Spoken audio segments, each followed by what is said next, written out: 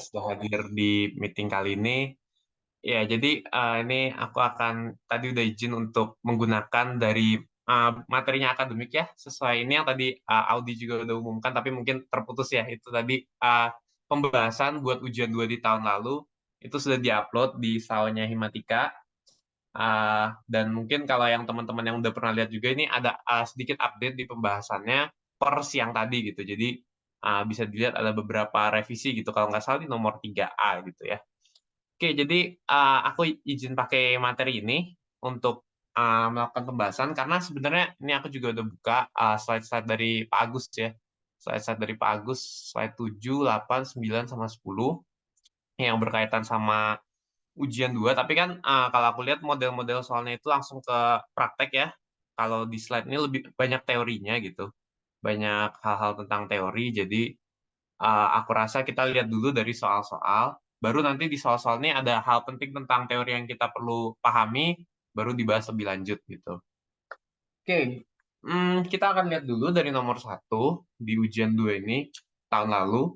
Ceritanya diberikan masalah minimum dari suatu fungsi objektif kayak gitu, Z sama dengan bla bla bla, dengan kendala X1-nya X1 tambah 2X2 tambah bla bla sama dengan gitu, sama dengan 3, itu dibaca aja. Terus diminta formulasikan masalah dualnya. Oke, jadi di sini kita perlu memformulasikan masalah dual. Kita buka di sini ya berarti. Mana tuh masalah dual?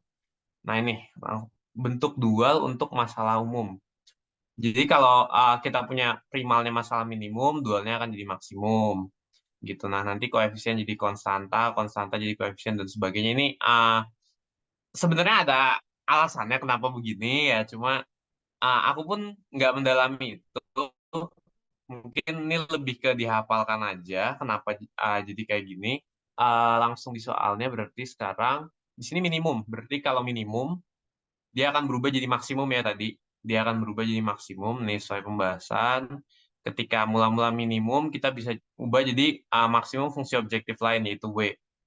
Nah, terus kita lihat di sini kendalanya tadi semuanya sama dengan ya, ini sama dengan, ini sama dengan. Itu mengakibatkan dia jadi tidak dibatasi. Ini ketika tanda kendalanya tadi masalah minimum, berarti kondisi kita yang ini, terus dia tidak kendalanya sama dengan, maka mengakibatkan variabel yang ada di sini di masalah dualnya jadi tidak dibatasi gitu. Kemudian ada juga tadi di sini ya, semuanya ini semua variabel-variabel keputusannya itu harus lebih besar sama dengan nol. Kalau lebih besar sama dengan nol, mengakibatkan di kendala masalah dualnya itu semuanya lebih kecil sama dengan gitu. Jadi bisa dikonstruksi kayak gini. Nah ini kita bandingin ya sama yang atas, muat nggak ya? Nah jadi kan dia ada tadi di sini diminta minimum, sekarang kita bikinnya maksimum. Maksimum dari W sama dengan 3Y1 tambah 3Y2. Dari mana 3Y1 tambah 3Y2? Dari ini. Kita mau di koefisien fungsi objektifnya masalah dual, itu adalah konstanta di ruas kanannya primal gitu. Jadi, mana? Ini aku pindah ke bawah. Di sini kan ada 3 sama 3. Nah, ini jadi kita pakai jadi 3Y1 dan Y2. Nah, demikian pula nanti di sini 1 ya, ini 1 sama 1 kita bisa konstruksi jadi di sini 1 1 ini 2. Tadi lebih kecil hubungannya, jadi Y1 ini Y1 ini Y2. Dia harus lebih kecil sama dengan 2. 2Y1 1Y2 terus lebih kecil sama dengan 3 dan seterusnya gitu diikutin. Nah, jadi kayak gini. Jadi kita udah bisa bikin masalah dual yang rupanya variabel keputusannya cuma ada 2, Y1 dan Y2 gitu. Kalau yang sebelumnya kan ada 4 variabel keputusan, X1 sampai X4. Nah, sekarang gunakan solusi masalah dual. Ini permintaan yang B ya, yang A udah kayak gitu aja. Jadi kalau buat yang A itu sebenarnya ingat yang ini aja. Dan mungkin cukup besar kemungkinannya buat konstruksi masalah primal dual ini buat di ujian biasa di nomor pertamanya bakal keluar gitu. Jadi aku rasa ini ada baiknya diketahui dan dihafalkan gitu tentang gimana caranya mengubah dari masalah primal jadi masalah dual. Oke, selanjutnya dia minta gunakan solusi masalah dual, teorema dasar dualitas, dan teorema complementary slackness untuk mencari solusi masalah primalnya. Oke, jadi yang dia minta adalah solusi masalah dual, teorema dasar dualitas, dan teorema complementary slackness untuk mencari solusi masalah primal. Nah, di sini yang digunakan oleh penulisnya, oh ini ya Andri ya yang nulis. Jadi di sini kita akan gambar dulu ya kendala-kendala ini. Kita gambar kendala-kendalanya, semua persamaannya kayak gini, dan kita dapat yang menjadi batas itu ada di sini. Dan ini nggak masalah, karena ingat lagi di sini Y1, Y2-nya tidak dibatasi ya. Ketika tidak dibatasi ya, kita nggak, mungkin kalau dulu ketika di materi ujian satu kan semuanya harus lebih besar dari nol. Jadi kita batasin di sumbu-sumbunya ini semua harus di daerah sana. Tapi ketika kita lihat menyesuaikan lagi masalah dualnya itu gimana. Dalam hal ini masalah dualnya tidak dibatasi. Jadi nggak masalah gitu di daerah sini. Ikutin aja daerah visible-nya itu di mana. Nah, terus dari daerah visible nih, seperti biasa ya, mungkin cara paling standar itu cek titik-titik ujung, dan dalam hal ini titik ujung cuma ada di sini, titik ekstrimnya. Jadi kita bisa langsung menemukan titik ekstrimnya hanya hanya ada di sini, dan itu perpotongan antara kendala 2 sama 4. Garis yang ini tuh ini menunjukkan kendala yang keempat, sama garis yang ini. Garis yang ini itu kendala kedua tadi katanya, yang ini, gitu ya.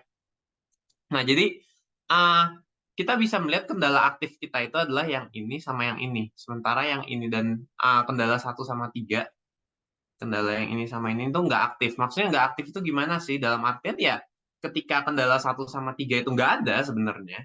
Garis yang ini nih, garis yang ini nggak ada, sama garis yang ini itu nggak ada, itu nggak akan mempengaruhi gitu, tetap di sini gitu.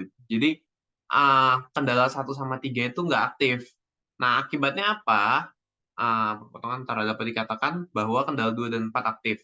Melakukan substitusi titik optimal ke fungsi objektif pada dual, didapat Wmax sama dengan 4. Oke, jadi kita udah lihat di sini kan perpotongannya ini 1,67 dan minus 0,33. Itu kita substitusi aja, berarti ketika Y1-nya segini, Y2-nya segini, masukin sini, kita dapat maksimumnya berapa di situ? 4, gitu kan. Berdasarkan teorema dasar dualitas, jika masalah dual memiliki solusi optimal, primalnya juga memiliki solusi optimal. Gitu ya, ini ada di sini. Mungkin aku sekalian, di mana ya? Bahas juga itu, oh di atas kalau nggak salah. Di,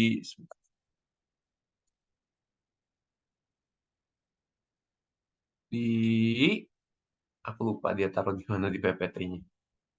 Oh ini. Oke, teorema dasar dualitas. Kalau di sini ada titik optimalnya, di sini juga harus ada titik optimalnya. Nah, kalau di sini tidak terbatas, di sana pasti tak visible. Pasti ini. Pasti ya hubungannya. Kalau ini hubungannya dua arah ya. Hubungan dua arah ini artinya kalau sini optimal, di primal optimal, di dual juga pasti optimal. Demikian pula kalau di dual optimal, di primal pasti optimal. Gitu. Nah, kalau yang ini hubungannya itu tak terbatas, maka tak visible. Tapi kalau tak visible belum tentu tidak terbatas loh. Gitu, hubungannya satu arah.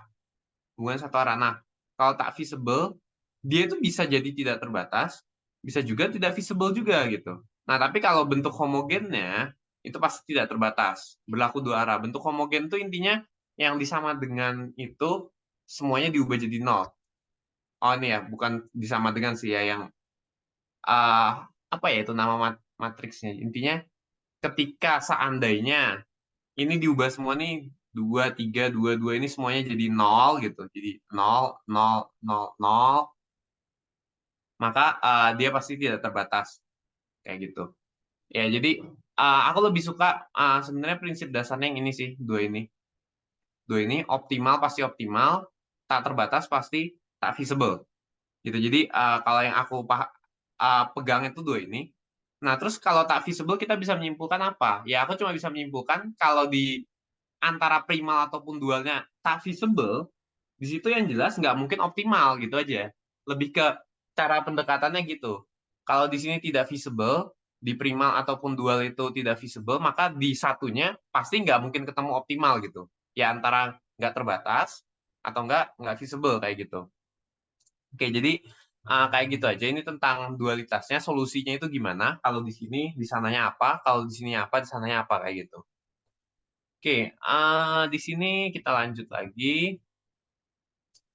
Berdasarkan teorema, ya, jika masalah optimal, maka yang ini juga punya optimal dengan nilai yang sama.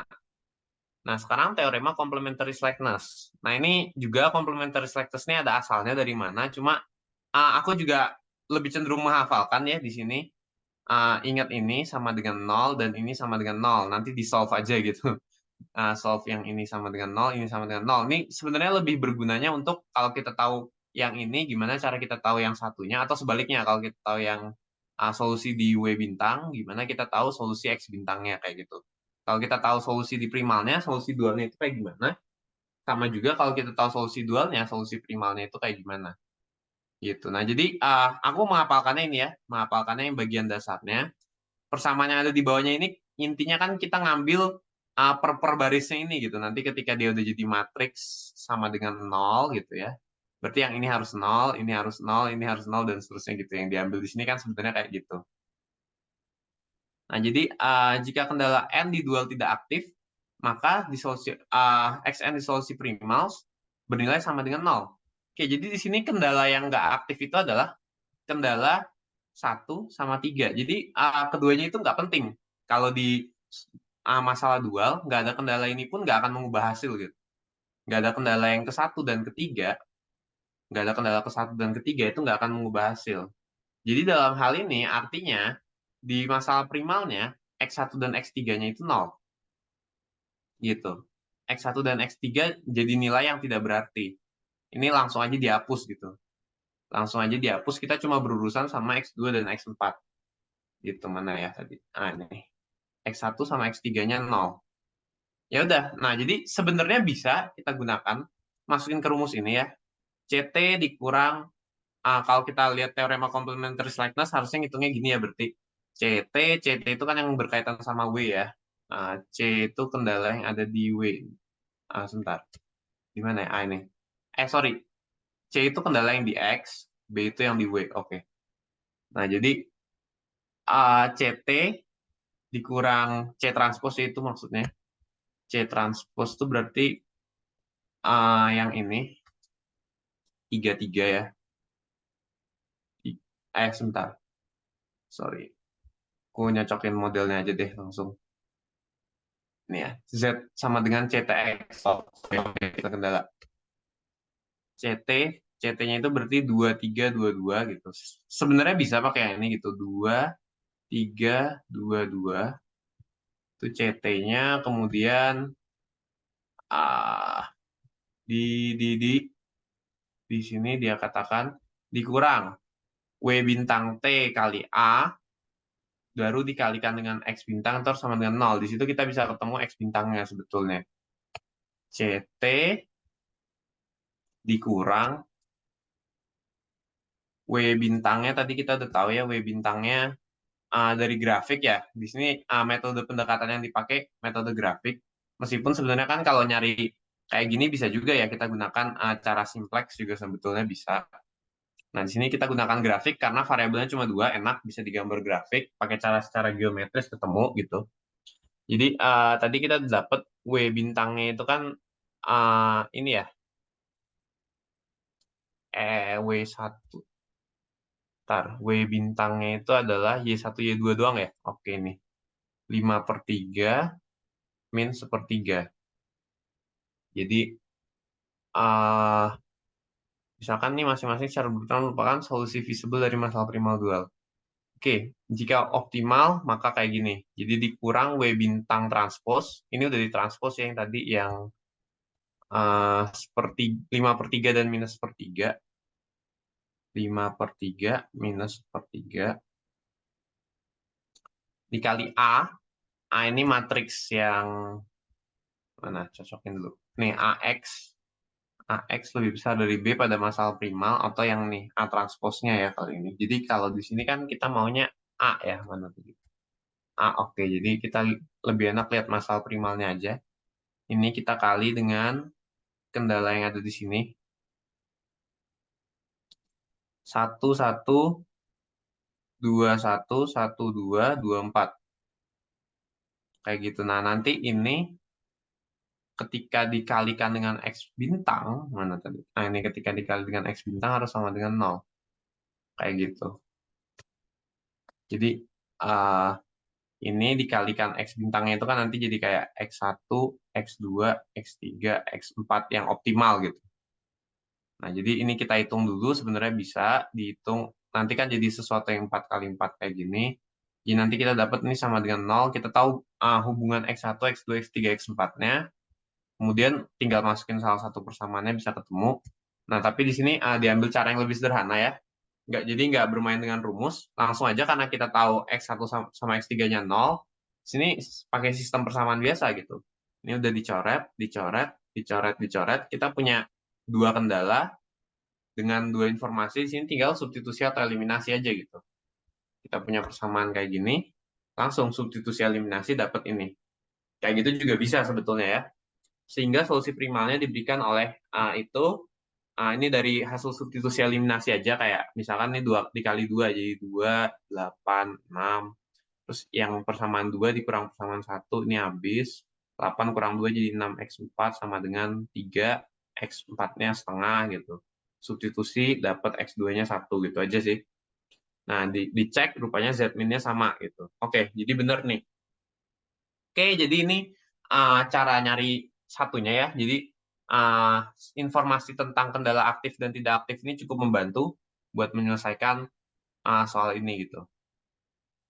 Oke, kalau kalau kita nggak gambar grafik, gimana cara tahu kendala aktif nggak aktif? Sebenarnya langsung masukin aja, langsung masukin ke sini. Dia sama dengan nggak? Kalau sama dengan dia kendala aktif, kalau masih lebih kecil dia nggak aktif. Gitu aja sih. Ketika di ujung kan dia pasti sama dengan kayak gitu. Oke, itu buat nomor satu. Sekarang kita lihat soal nomor 2, totalnya ada 4 soal ya kalau nggak salah. 3, oh cuma, 4 deh, iya bener 4 soal. Oke, sekarang kita masuk ke nomor 2. Nomor 2, diberikan masalah minimum ini, gambarkan daerah visible-nya. Ya, jadi ketika kita berurusan dengan dua variabel, ini tips yang menurutku sangat berguna ya. Kalau variabelnya cuma dua, lebih enak pakai cara geometris. Nggak usah mempersulit dengan tabel-tabel simplex gitu. Ketika variabelnya cuma ada dua, sangat disarankan pakai cara geometris karena enak gambarnya kan, cuma dua dua sumbu gitu ya. Memang sangat cocok untuk digambar di kertas. Kalau tiga itu kan berarti harus gambar ruang gitu ya. Harus gambar ruang kalau mau dengan geometris, dan itu agak ribet kalau digambar di kertas. Apalagi kalau udah 4 variabel, udah nggak bisa digambar lagi gitu. Karena melibatkan 4 dimensi. Jadi kalau 2 variabel, pakai cara geometris menggambarkan daerah visible tuh bener-bener sangat enak buat dilakukan gitu. Titik-titik ekstrimnya enak, gampang kelihatannya gitu. Jadi yang A di sini juga udah diarahkan, minta gambarkan dulu daerah visible-nya. Langsung aja bikin kayak biasanya cara menentukannya. Ini bikin dulu seandainya dia sama dengan, seandainya dia sama dengan, bikin garisnya. Terus karena dia harus lebih kecil, arsirlah ke bagian yang bersesuaian gitu. Bisa ambil titik uji atau langsung aja. Nah, jadi kita ambil garisnya, kita gambar. Ini arsirannya ke bawahnya, ini arsirannya juga ke bawahnya. Nah, ketika kedua kendalanya itu harus dipenuhi, jadi irisan daerah penyelesaiannya mereka gitu. Terus jangan lupa di sini untuk setiap variabel keputusannya harus lebih besar sama dengan 0. Gitu. Jadi kalau yang kali ini dibatasin. Dibatasin oleh ini sama ini harus ke kuadran 1 gitu. Dapatlah daerah visible-nya ini yang warnanya paling gelap. Yang warnanya paling gelap di sini. Ini gitu ya. Ya ini tentang titik-titiknya, kalau misalkan ada yang masih bingung gitu, kenapa di sini muncul 2,2, 4,0, ya ini substitusi aja kayak biasa kita mau gambar garis ya. Kemudian dari grafik di A, tentukan nilai optimal fungsi objektifnya, serta kenali masing-masing variabel basis dan non-basis saat nilai optimal tersebut. Oke, jadi tinggal lihat titik-titik ekstrim, titik-titik sudutnya, ujung-ujung dari daerah visible. Gitu. Ada ini udah dikasih semua ya, 1, 2, 3, 4. Oke, kita punya 4 titik ujung. Cara paling sederhana, nggak mikir ya, tinggal masukin semua. 4 titik itu kita cekin semua ke Z yang ini, yang mana yang minimum gitu. Karena solusi optimal pasti di titik ekstrim. Gitu ya, ini di materi ujian 1 sebelumnya gitu. Jadi langsung cek-cekin aja. Kalau masukin 00 gitu. X1, X2-nya 0. Berarti kan Z-nya 0. Masukin yang X1-nya 0, X2-nya 1. Berarti Z-nya min 4. X1-nya 0, X2-nya min X2-nya 1, ya berarti min 4. Gitu. Terus masukin 22. 22 berarti kan Z-nya itu 2 dikurang 8, min 6. Satu lagi cek yang 4,0. Berarti Z-nya 4. Nah, kita maunya minimum, berarti yang ini. Yang optimal yang min 6. Yang mana terjadi di sini ya. Di 2,2. Itu cara paling sederhana, tapi kalau menurutku paling sederhana ya. Kalau enggak, bisa juga kamu bikin dulu garis kayak gini. X1 kurang 4X2 sama dengan K. K itu konstanta. Nah, dalam hal ini isi aja dulu 0 gitu. Misalkan X1 kurang 4X2 sama dengan 0. Nah, nanti kamu dapat grafik yang kayak gini. Kira-kira kayak gini. Nah, terus grafik ini bisa kamu geser-geser gitu. Geser-geser sampai ke titik ujung gitu. Ini masih bisa digeser. Gesernya sesuai arahnya. Ketika kita mau minimumkan ini, jadi sebisa mungkin ini nilainya diturunkan. Ketika nilainya diturunkan tuh berkaitan dengan geser grafik ini ke atas atau ke bawah gitu. Kira-kira kayak gitu aja sih. Bisa dicocokin nanti atau lihat dengan vektor normalnya gitu ya. Cuma kalau nggak biasa ya bisa dicocokin aja gitu. Dicocokin aja rupanya kita bisa geser ke atas sampai mentoknya itu di sini gitu. Di sini. Ya bisa pakai cara itu, tapi yang tadi aku bilang cek titik ekstrimnya juga bisa. Cara ngecek titik ekstrim itu lebih enak dipakai kalau titik ekstrimnya nggak banyak. Kalau titik ekstrimnya banyak ya enakan pakai cara yang kayak tadi. Lihat fungsi objektifnya, asumsikannya sebagai suatu nilai dulu, biasa paling gampang 0. Terus ya udah geser-geser garis itu, di mana dia mentoknya gitu. Dalam hal ini dia mentoknya di sini, di min 6. Jadi kita tahu Z-nya itu paling minimum itu di min 6. Itu berkaitan dengan ketika X1-nya 2, X2-nya juga 2. Gitu. Dari grafik di A tentukan nilai optimal fungsi objektifnya. Ini nilai optimalnya jadi min 6. Serta kenali masing-masing variabel basis dan non basis saat nilai optimal tersebut. Oke. Jadi yang basisnya itu yang ada nilainya ya, X1-nya 2, X2-nya 2. Gitu. Jadi X basisnya ini 1 sama X2, 2 sama 2 berarti sisanya 0. Kayak gitu. Bisa kalau ragu 0 ya cek aja sebenarnya langsung masukin kendalanya. Kalau ini 2, ini 2, X3-nya harus 0, ini 2, X4-nya juga harus 0. Kayak gitu. Cuma karena kita tahu ini dua kendala, dua variabel, jadi kita tahu kalau udah ada 2 yang ada nilainya, sisanya 0 gitu. Oke, kayak gitu aja. Ini buat materi, sebenarnya ini masih mirip banget sama materi di sebelum ujian, materi waktu ujian 1 ya. Jadi sama persis, masih sejauh ini.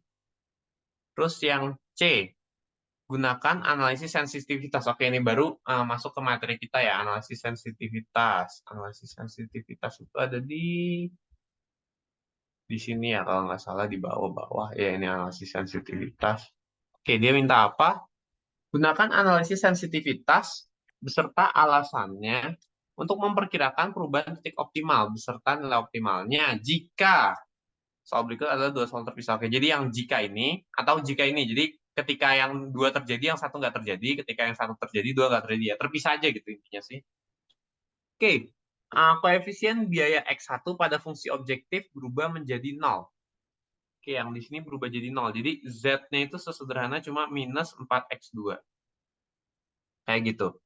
Nah, sebenarnya bisa ya tanpa analisis sensitivitas, karena kendalanya masih sama, kita bisa bikin daerah visible yang sama, langsung masukin 4 titik ini lagi, 4 titik ini lagi, cek yang mana yang minimum gitu.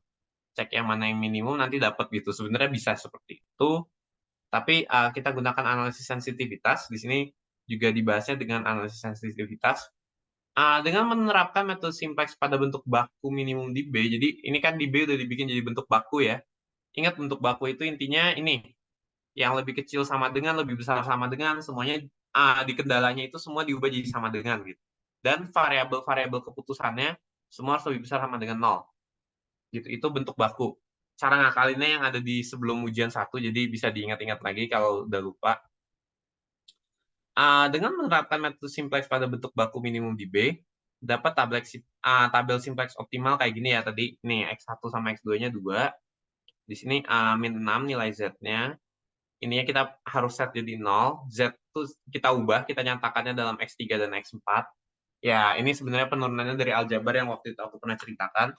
Ya, jadi intinya kayak gini, kita dapat bentuk tabel simplex optimalnya kayak gini. Nah, ini ya, berarti B ini kan matriks untuk kendala yang matriks untuk variabel yang basis ya. Apa istilahnya? B itu matriks basis gitu kalau nggak salah ya. Nah, jadi kalau kita lihat di sini kan sebenarnya kita bisa bikin matriks ya, yang di kendala ini jadi min 1, 1, 2, 1, 1, 0, 0, 1 gitu ya. Nah, tapi kan 3 dan 4 ini bukan basis. Jadi yang berkaitan dengan variabel basis ini min 1, 1, 2, 1 bagian yang ini matriksnya ya. B inverse-nya jadi ini.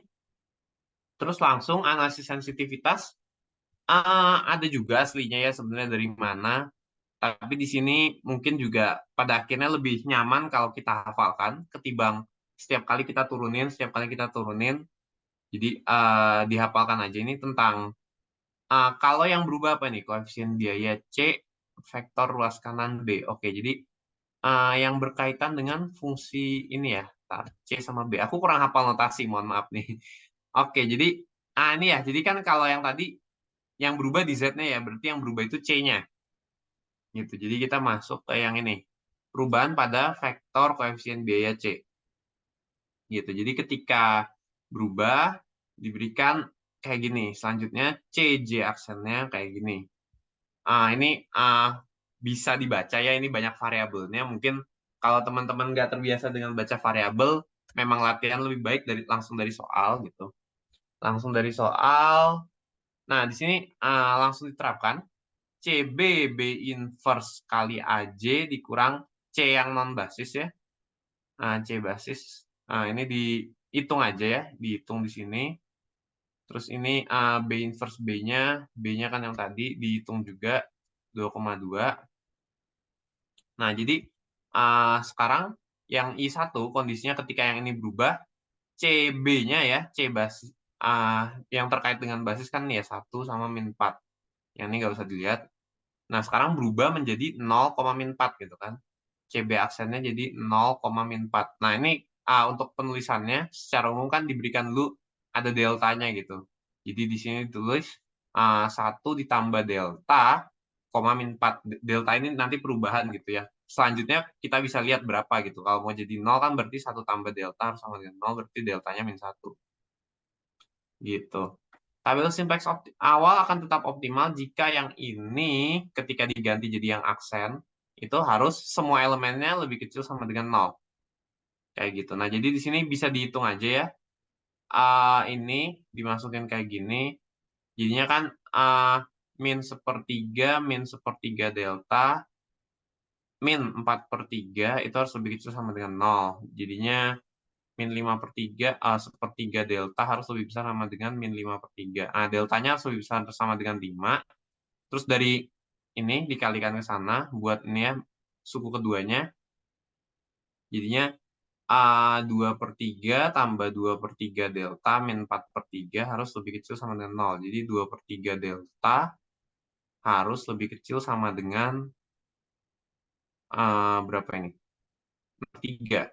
Minus plus di sana 2/3 gitu. Deltanya harus lebih kecil sama dengan 1. Nah, dari dua syarat ini gabungin ya untuk supaya keduanya lebih kecil sama dengan 0, berarti kan dia harus lebih besar dari min 5 tapi lebih kecil dari 1. Kayak gitu. Ini syaratnya dari ini, PPT langsung aja. Selanjutnya ini ya, ini harus lebih kecil sama dengan 0 gitu. Hanya koefisien biaya bla bla.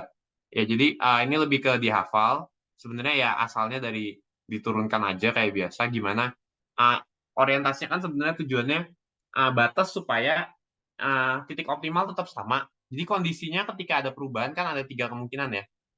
3 kemungkinan yang ditulis di ini. Variabel basis nilainya tetap, solusi optimal tidak berubah. Variabel basis tetap tapi nilainya berubah. Variabel basis ini. Jadi syarat tadi yang ini harus lebih kecil sama dengan 0 tuh untuk menjamin dia nggak terjadi yang ketiga. Gitu, nggak terjadi yang ketiga. Variabel basisnya tetap, nilai objektifnya mungkin bisa berubah gitu. Jadi di sini karena dia masih ada di dalam batas ya min 1 itu ketika deltanya min 1, jadinya dia min 5 sampai 1 kan masih di dalamnya min 1 itu ada di situ gitu. Nah, didapat akan tetap optimal. Gitu akan tetap optimal, bedanya cuma nilainya di sini. Nilainya jadi min 8, titiknya tetap sama gitu. Bahkan jadi ya ketika kita tahu di sini kan intinya batasnya ini min 5 sampai 1. Jadi kalau deltanya ini min 5, seandainya persamaan Z-nya itu kita ubah juga sampai misalkan minus 4x1 minus 4x2 gitu. Masih sama gitu. Caranya masih sama karena di sini deltanya kan berarti min 5 gitu ya. Jadinya min 4 sama min 4. Nah, jadi jangan kaget kalau misalkan soal itu dibalik gitu. Soal itu dibalik, kalau aku mau ubah gitu, aku bisa ubah ini paling paling kecil sampai berapa sih gitu ya. Rupanya bisa sampai min 4 supaya titik optimalnya tetap sama gitu. Atau paling besar aku bisa ubah jadi berapa gitu. Lihat aja ini satu gitu ya, di sini satu. Nah, jadi deltanya paling besar satu. Jadi di sini kalau diganti sampai ini jadi 2 pun gitu. Ini diganti sampai jadi 2x1 min 4x2, titik optimalnya masih sama gitu. Jadi soal tuh nggak menutup kemungkinan juga dibolak-balik ya. Jadi dibolak-balik itu sebenarnya cuma perlu sedikit pemikiran tambahan aja sih kayak gitu. Nah, jadi kita dapat Z minimumnya itu min 8 saat ini. Oke, kayak gitu. Ntar, sekarang yang kedua. Ini ada cara lain apa ya? Sebentar, aku baca dulu. Karena koefisien yang mengalami perubahan adalah koefisien pada XB, maka nilai Z akan berubah. Oke, dengan B yang tetap sebagai akibat XB juga tetap diperoleh. Oh, apa ini? Aku kurang paham, tapi ya aku patokannya ini sih, di slide yang di pemaparannya kayak gimana. Jika yang berubah hanya koefisien normal, maka C aksen sama dengan ini akibat variabel basis dan nilai optimal tidak berubah, asalkan ini. Kayak gitu. Oke, jadi kita lanjut lagi. Sekarang yang kedua. Kendala pertama diubah menjadi apa tadi kendala uh, yang kondisi kedua? Oh ini. Kendala pertama menjadi minus X1 tambah 2x2. Oke, jadi di sini kan kendala pertamanya semula begini ya. Minus X1 tambah 2x2 kurang dari sama dengan 2. Nah, ini kurang dari sama dengan 2 seper 10. Berarti 2-nya ketambahan seper 10 gitu. Ya, jadi yang kita tinjau, di sini juga ditulis ya. Perubahan-perubahan yang bisa kita tinjau itu cuma beberapa. Kita nggak tinjau yang aneh-aneh perubahannya. Perubahannya itu bisa di sini, bisa di sini. Ada tambahan variabel keputusan baru atau ditambah variabel keputusan lain. Jadi uh, mungkin sebenarnya lebih tepatnya yang nggak akan kita bahas di sini itu A-nya nggak akan kita otak-atik gitu. A di sini nggak akan kita otak-atik. Yang akan kita ubah itu C, B atau kita perkenalkan satu variabel baru lagi gitu, X lain lagi gitu. Jadi X ini bertambah anggotanya gitu. Dari vektor X itu. Oke, jadi uh, sekarang yang kita lihat adalah tadi B-nya ya yang berubah. B-nya ini berubah. Di kendalanya kan dari 2 jadi 2 seper 10 gitu. Ini yang kendala pertama berubah. Nah, jadi sekarang kita lihat kalau yang kendala pertama berubah. Kendala pertama berubah. Ini. Perubahan pada vektor luas kanan B. Misalkan terjadi. Oke, jadi perubahan variabel basisnya. Bentar, ada lanjutannya.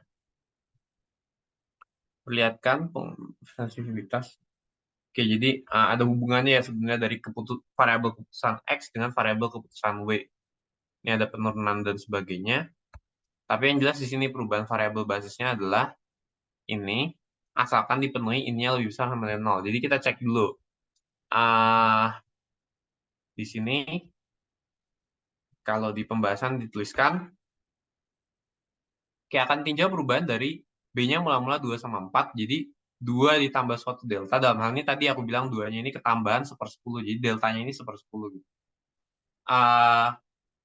Dari sini, dia berubah jadi kayak gini. Gitu, tabel simplex A akan tetap optimal jika berlaku ini. Di mana itu? B inverse B-nya. Oke, B inverse B-nya harus lebih kecil sama dengan 0. Di manakah penjelasan itu? Oh ini, delta sama dengan ini. Dengan demikian, B aksen solusi optimalnya diberikan oleh ini, di mana deltanya itu adalah B inverse minus A dikali delta B. Oke, tunggu. Aku pahamin dulu. Kenapa dia lebih kecil sama dengan 0. Yang ini kan ya sebenarnya. B inverse dikali B aksen. Jadi ini. Perubahan pada vektor ruas kanan hanya mengubah variabel basis saja dan tidak menyebabkan matriks basisnya berubah. Itu XB aksen sama dengan ini, sama dengan ini, sama dengan ini lebih besar sama dengan 0. Oke, dalam bentuk komponen kayak gitu. Di sini lebih besar sama dengan 0. Kenapa ya di sini? Ntar, aku cek dulu. B, in- B inverse B aksen sama dengan, oke, ini di inverse dikali B aksennya jadi kayak gini. Kalau dimasukin rupanya hasilnya kayak gini. Nah, terus dia bilang lebih kecil sama dengan 0. Tabel simplex awal akan tetap optimal jika berlaku kayak gitu. Oke, coba aku cek dulu. Kenapa? Perubahan hanya terjadi, hanya mengubah variabel basis saja dan tidak menyebabkan matriks basisnya berubah dalam bentuk komponen variabel basisnya. Catatan asalkan dipenuhi XB aksen lebih besar sama dengan 0. Berarti kalau kalau lebih kecil nggak berubah gitu ya. Aku belum baca detailnya sih di PPT ini. Ntar, Z. Persamaan ini memperlihatkan bahwa vektor W pengalih simplex merupakan parameter sensitivitas dari fungsi objektif masalah primal terhadap perubahan pada vektor B. Berdasarkan 13, komponen-komponen vektor W dapat dipandang sebagai harga marginal. Oke, jadi ini nanti hubungan sama dualnya ya. Solusi optimal di mana? Oke, jadi, sorry. Jadi, hmm, ya ini kita cek lebih kecil sama dengan 0 untuk alasan tertentu. Di sini aku belum pahamin detailnya ya. Tapi cara pemeriksaannya gitu. Kita cek lebih kecil sama dengan 0. Nah, di sini kalau kita lihat nggak ada yang bisa bikin dia lebih kecil sama dengan 0 ya. Kalau deltanya lebih kecil sama dengan min 8, di sini yang sini oke, misalkan lebih kecil kita sebut min 9 jadi lebih kecil sama dengan 0, tapi yang ini jadi positif. Sebaliknya, kalau yang ini lebih besar sama dengan 6, oke yang ini jadi negatif, tapi yang ini jadi positif gitu. Nah, jadi kebutuhannya atau nih sebenarnya ini dan gitu ya. Ini lebih tepatnya mungkin dan. Nah, rupanya delta berapapun tuh nggak akan memenuhi gitu. Jadi, sebentar. Tinjau bahwa delta sama dengan 2 ini kurang 2 sama dengan 1/10 bukan bagian dari ini gabung ini. Itu gabung itu. Sepertinya harusnya irisan ya. Kalau aku cek ini seharusnya irisan gitu. Irisan sehingga untuk delta berapapun sebenarnya tabel simplex awal harusnya sudah tidak optimal gitu. Jadi gimana maksudnya ya? Di sini nggak ada delta berapapun yang bisa bikin dia jadi lebih kecil sama dengan 0. Kayak gitu. Ini nolnya mungkin juga harusnya tebel ya, tebel vektor gitu. 0 vektor, jadi kayak sebenarnya maksudnya 0, 0 gitu ya. Jadi di sini dia untuk delta berapapun sebenarnya, misalkan kalau aku sebut deltanya min 9 gitu. Deltanya min 9 mungkin dia akan masuk di min hingga sampai min 8 digabung dengan 6 sampai hingga gitu. Sebentar, kok dia gerak sendiri. Jadi di sini kalau misalkan kita ambil deltanya itu min 9, oke mungkin dia anggota dari yang ini digabung ini, tapi tetap nggak bisa. Kalau aku lihat sih seharusnya tetap nggak bisa ya. Kalau aku lihat seharusnya tetap nggak bisa karena ini harusnya bukan gabungan gitu, tapi ini irisan. Ini irisan dan dari bentuk ini kita dapat nggak ada delta yang memenuhi gitu. Jadi untuk delta berapapun pasti tabel simplex awal itu udah nggak optimal gitu. Jadi harus dilakukan penyesuaian ulang. Penyesuaian ulang ya bikin lagi. Sekarang kita punya kayak gini, kendalanya ini dengan kedua variabel keputusannya lebih besar sama 0. Bikin lagi tabel simplexnya dengan cara yang sama kayak biasa ya buat nyari solusi optimal dari simplex. Kita dapat z minimumnya kayak gini yang terjadi saat x-nya variabel basisnya x1 x2 dengan nilai kayak gitu. Oke, uh, kayak gitu aja. Ini mungkin nanti aku tanya dulu ya ke Andri ya selaku pembuatnya ya. Nanti aku tanya dulu buat bagian yang ini. Sepertinya seharusnya delta berapapun tuh menyebabkan tabel simplex awal nggak optimal. Kayak gitu. Oke, mungkin sampai sini dulu. Nomor 2, ada yang mau ditanya nggak dari teman-teman?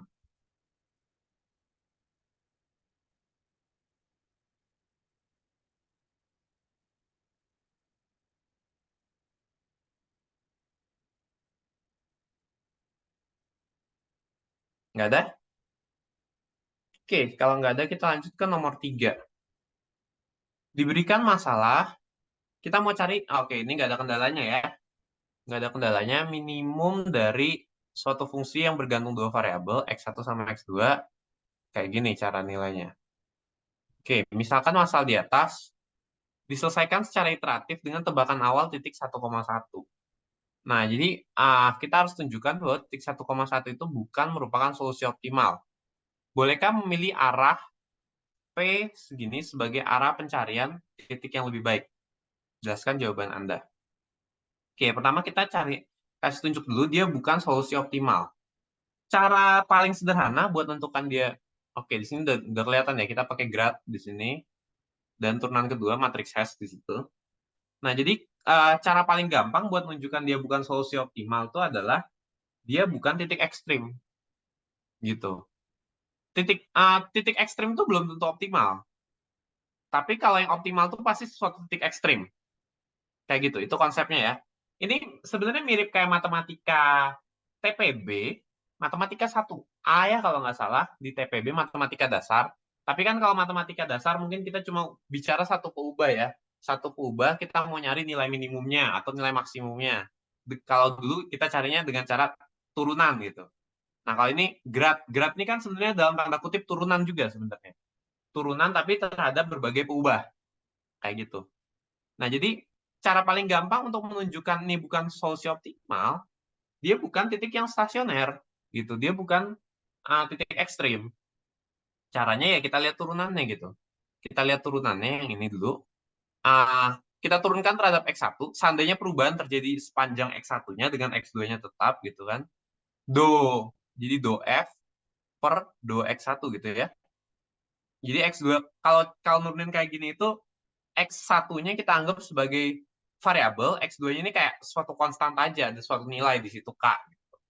Nah, yang berarti kan turunan kayak biasa ya, bisa kita pecah, depan kita turunkan jadi ini, belakang kita turunkan, kita bisa pakai aturan rantai, bisa juga sebenarnya dibongkar. Kalau teman-teman lebih prefer dibongkar, misalnya, oh ini jadi X1 pangkat 4, kurang 2 X1 kuadrat X2, tambah X2 kuadrat. Nah, baru teman-teman turunin, bisa. Ini kan jadinya kalau turunin terhadap X1 ya, ini jadi 4 X1 pangkat 3, dikurang 4x1 x2 yang ini dianggap konstanta dalam hal ini, jadi diturunin nggak ada gitu.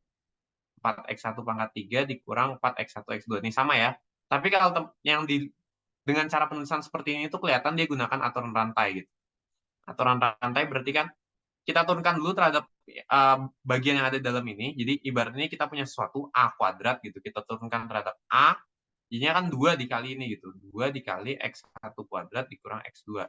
Nah, tapi sekarang kita gunakan aturan rantai, turunkan A terhadap X1. Yang dalamnya ini kita turunkan terhadap X1. Yang belakang hilang karena konstanta. Yang depannya 2A X1 kuadrat turunkan terhadap X1, jadinya dikali 2X1. Jadinya yang belakang kali yang depan nih 4X1 dalam kurung ini gitu. Jadi ini aturan rantai, bisa juga hasilnya sama pasti. Teman-teman nggak usah khawatir, yang mana yang teman-teman rasa lebih nyaman aja, teman-teman lakukan itu gitu. Nah, demikian pula yang bawahnya, kita lakukan do F per do X2 gitu kan. Nah, jadi sekarang X1-nya yang dipandang sebagai konstanta. Akibatnya yang depan nih X1 pangkat 5 ini konstanta aja gitu. Konstanta di pangkat 5, diturunin ya habis, tetap angka biasa diturunin habis gitu. Nah, yang belakang sama lagi, bisa pakai yang ini diturunkan terhadap X2. Ini minusnya hilang. Bisa juga pakai cara rantai tadi. Di sini pakainya cara rantai gitu. 2-nya nanti turun, ini turunkan jadi keluar minusnya gitu. Ininya jadi pangkat 1 gitu. Cuma kalau turunkan dari sini juga bisa aku tunjukin sekali lagi, itu akan sama.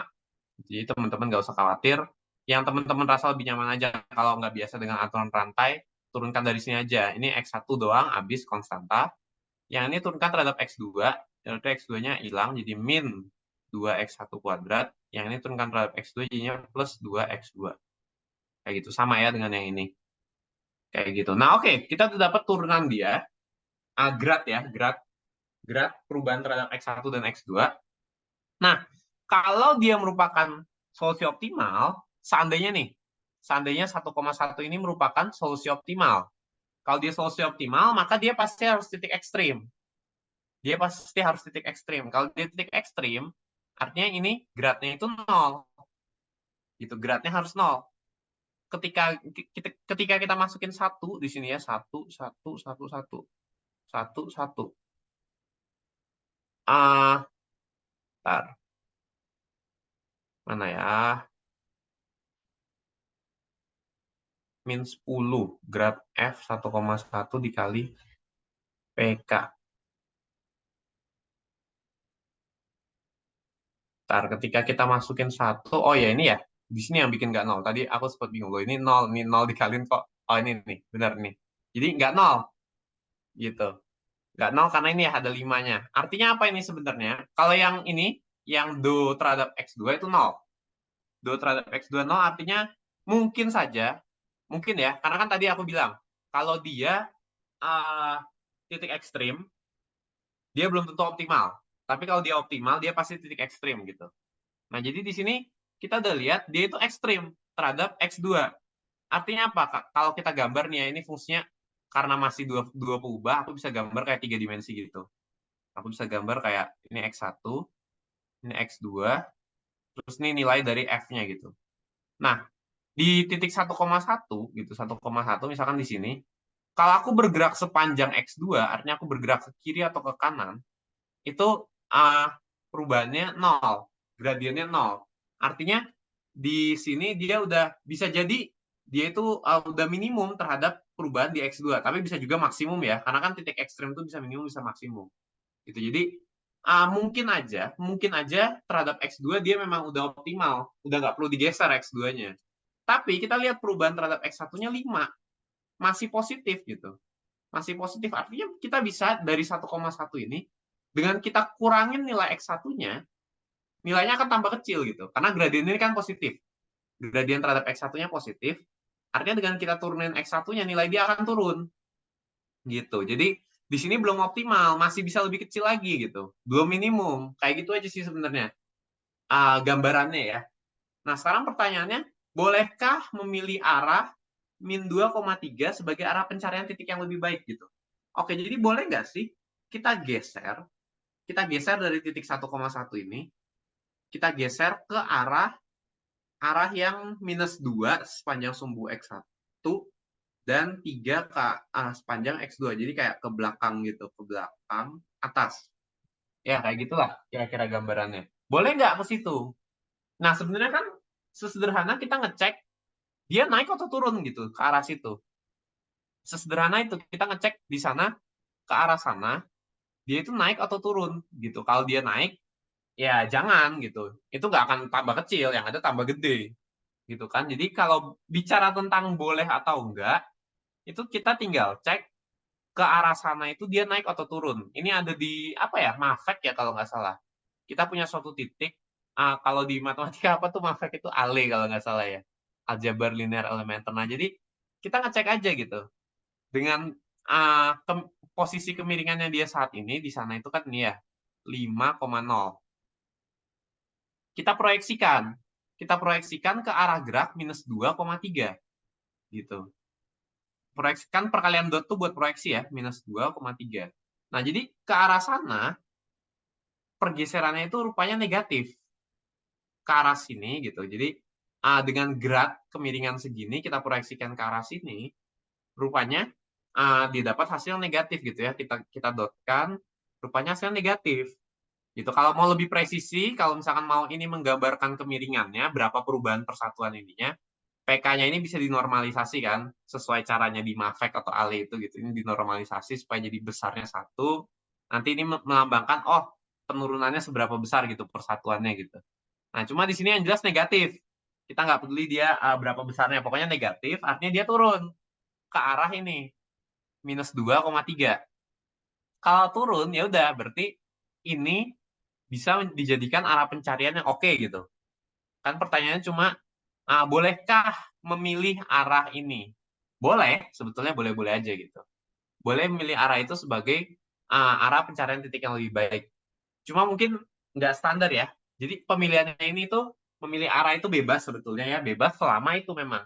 Selama ke arah situ itu semakin kecil, ditunjukkan dengan ini gitu. Tunjukkan dengan ini semakin ke sana semakin kecil. Ah, sebenarnya kalau buat yang standarnya itu ikutin aja vektor satuan dari minus gradien gitu. Vektor satuan dari minus gradien itu pasti dijamin jadi penurunan terbesar gitu. Jadi biasa dengan cara itu nilai minimumnya itu akan lebih cepat didapat gitu. Nilai minimumnya akan lebih cepat didapat atau istilahnya itu apa ya? Di sini ada nggak kalau nggak salah metode steepest descent gitu. Steepest descent tuh di bawah-bawah kalau nggak salah aku baca. Conjugate direction. Ya jadi intinya steepest kan sesuai namanya ya steepest descent itu maksudnya penurunan paling curam gitu. Jadi sebenarnya kalau buat milih arah iterasi kan kita belum tahu ya kita mau pakai cara iteratif apa. Itu apa arah itu pokoknya turun udah oke, bisa kita pakai. Gitu ya konsepnya. Jadi ketika tanyanya boleh memilih, itu cukup cek dengan gerak ke arah situ itu turun atau enggak. Gitu, turun atau enggak. Ya konteksnya kan kita mau nyari minimum ya. Nanti bisa aja soal dimodifikasi gitu. Ini bukan minimum. Diganti max gitu. Max dari ini gitu. Boleh nggak kita milih arah sini? Jadi ngeceknya gimana? Ke arah situ naik atau enggak? Gitu konsepnya, positif atau enggak? Gitu. Jadi ide dasarnya itu kayak gitu. Ide dasarnya adalah kita lihat perubahannya kalau ke arah sana itu positif atau negatif. Kalau perubahan nilai si F-nya itu positif, artinya semakin gede kan? Nah, tapi kita mau nyarinya minimum ya, jangan ke arah situ dong, kayak gitu sebenarnya. Nah, kalau di sini kan kebetulan minimum dan kita cek ke arah sana negatif gitu. Oh, berarti ke arah sana bisa dipilih. Dengan kita gerak ke arah sana, nilai F-nya akan makin kecil gitu. Jadi ketika kita gunakan metode iteratif itu selalu cari arah yang semakin lama kecil, semakin lama semakin mengecil ke sana, semakin lama semakin mengecil gitu. Dengan itu diulang-ulang, nanti kita dapat tempat yang jadi tempat paling kecilnya gitu, lokasi paling kecilnya gitu. Jadi milih arah itu yang penting itu kalau boleh atau enggak doang ya. Jadi konsepnya gitu, kalau boleh atau enggak doang. Pertanyaan di soalnya kalau misalkan dimintanya boleh atau enggak gitu, ya udah tinggal cek kayak gini. Tapi kalau misalkan paling cepat kalau mau cari tentukan arah paling optimal ya bukan optimal juga sih maksudnya ya apa ya udah jadi standar sih sebetulnya lebih ke udah jadi standar. Kalau mau iterasi yang cukup yang secara umum lebih cepat itu pilihlah ke yang steepest descent gitu. Pilih ke yang penurunannya paling besar yaitu minus dari gradiennya. Karena kan gradien itu sendiri maknanya apa? Kenaikan paling curam gitu. Kenaikan paling curam 5,0 gitu. Jadi kenaikan paling curam adalah kamu gerak ke arah itu gitu, ke arah 5,0. Murni ke X1 itu kenaikan paling curammu dari titik 1,1. Nah, jadi kalau mau minimumnya ya tinggal minusnya dari ini gitu. Jadi ambilnya ke arah minus 5,0. Ini penurunan paling curam. Kayak gitu. Jadi konsepnya gitu. Kalau kita mau milih arah, asal turun oke. Tapi kalau mau milih yang secara umum paling efektif, pilihlah yang paling curam. Gitu. Oke, terus yang B, tentukan semua titik stasioner dari F. Tentukan apakah titik stasioner tersebut merupakan titik maksimum lokal, titik minimum lokal, atau bukan keduanya. Gitu. Semua titik stasioner dari F. Oke, titik stasioner itu berarti turunannya itu 0 ya. Turunannya 0. Oke, jadi kita mau bikin si turunannya ini 0 gitu. Nah, kalau di sini langsung dikasih ya, hanya 00. Oke, aku jelasin kenapa dia dapatnya langsung 00. Jadi kan kita udah nih lihat ini. Nah, ini kita mau set sama dengan 0. Berarti atas 0, bawah 0. Gitu. Mungkin yang bawah dulu lebih gampang nih. Yang bawah cuma gini, minus 2, X1 kuadrat minus X2. Ini harus sama dengan 0. Kayak gitu ya. Jadi, suatu bilangan dikalikan ini harus 0. Jadi, ininya sendiri harus 0. Kayak gitu ya. X1 kuadrat kurang X2 itu harus 0. Akibatnya apa? X2-nya itu adalah X1 kuadrat. Harus ini dipenuhi dari yang syarat bawah. Nah, tapi jika memang dipenuhi kayak gini, X2-nya itu adalah X1 kuadrat, akibatnya ini 0 kan? Itu bagian yang atas, yang di dalam kurung sini juga 0 gitu. Yang sini juga 0, berakibat berapapun dikali 0, ini 0. Gitu. Kalau kita mau yang atas 0, yang ini udah 0, sesuatu ditambah 0, hasilnya 0. Berarti sesuatu ini juga harus 0 gitu. 5x1 pangkat 4 itu harus 0. Jadi 5 dikali sesuatu hasilnya 0, x1 pangkat 4 itu harus 0. Jadi x1-nya sendiri harus 0. Gitu. Dengan x1-nya 0, karena x2-nya itu adalah x1 kuadrat, x2-nya juga 0. Dan udah, cuma ini doang solusinya, nggak ada yang lain gitu kan. Jadi dari situ asalnya kita dapat pasangannya hanya ini 0,0. Selanjutnya tinjau matriks Hessian. Ini ya turunan kedua. Nah ini kalau kita ingat di kalkulus ya 1A juga turunan kedua itu kan melambangkan percepatan ya, mungkin kalau kita bicaranya kayak ini tuh gradien kemiringan itu kan laju perubahan gitu ya, ini percepatan perubahan gitu, atau istilahnya kecekungan ya, kecekungan gitu ya, pernah dibahas turunan kedua itu sebenarnya membahas kecekungan. Nah jadi kita lihat di sini kecekungannya dia berapa, 0, 0, 0, 2. Matriks Hessian yang didapat bukanlah matriks yang definite positif ataupun definite negatif. Sebagai akibat, ini bukan merupakan titik maksimum lokal maupun titik minimum lokal. Gitu. Jadi apa yang terjadi di sini? Yang terjadi di sini adalah 0002 itu kan ini ketika kamu gerak murni ke arah X1, ini ketika kamu gerak murni ke arah X2. Nah, jadi ketika kamu murni gerak ke arah X1, dia akan tetap datar. Atau sebenarnya di PPT, aku pernah lihat juga kalau nggak salah ada di PPT-nya yang mana ya? Hessian itu yang ini ya.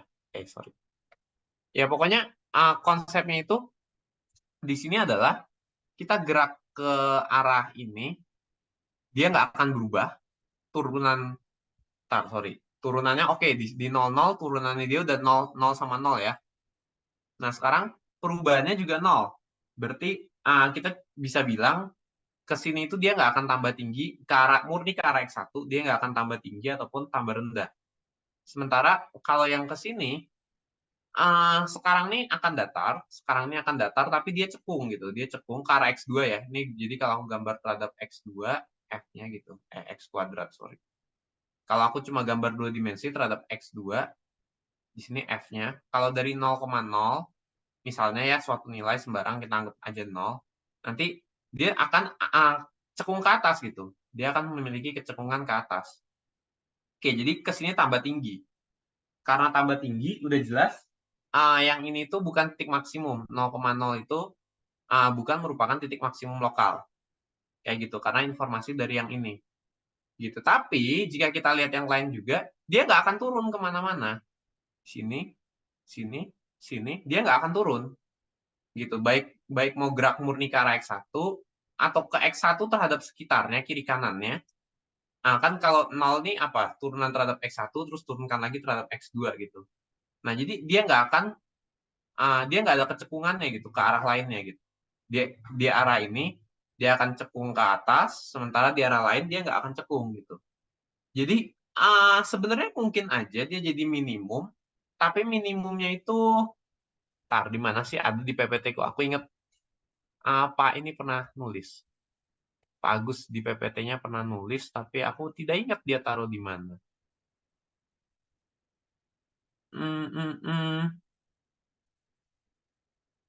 Arah pencarian panjang langkah. Oh, di 8 kali ya. Di 8 gradien didefinisikan sebagai oke. Nah, ini titik minimum. Oke, jadi ini ya.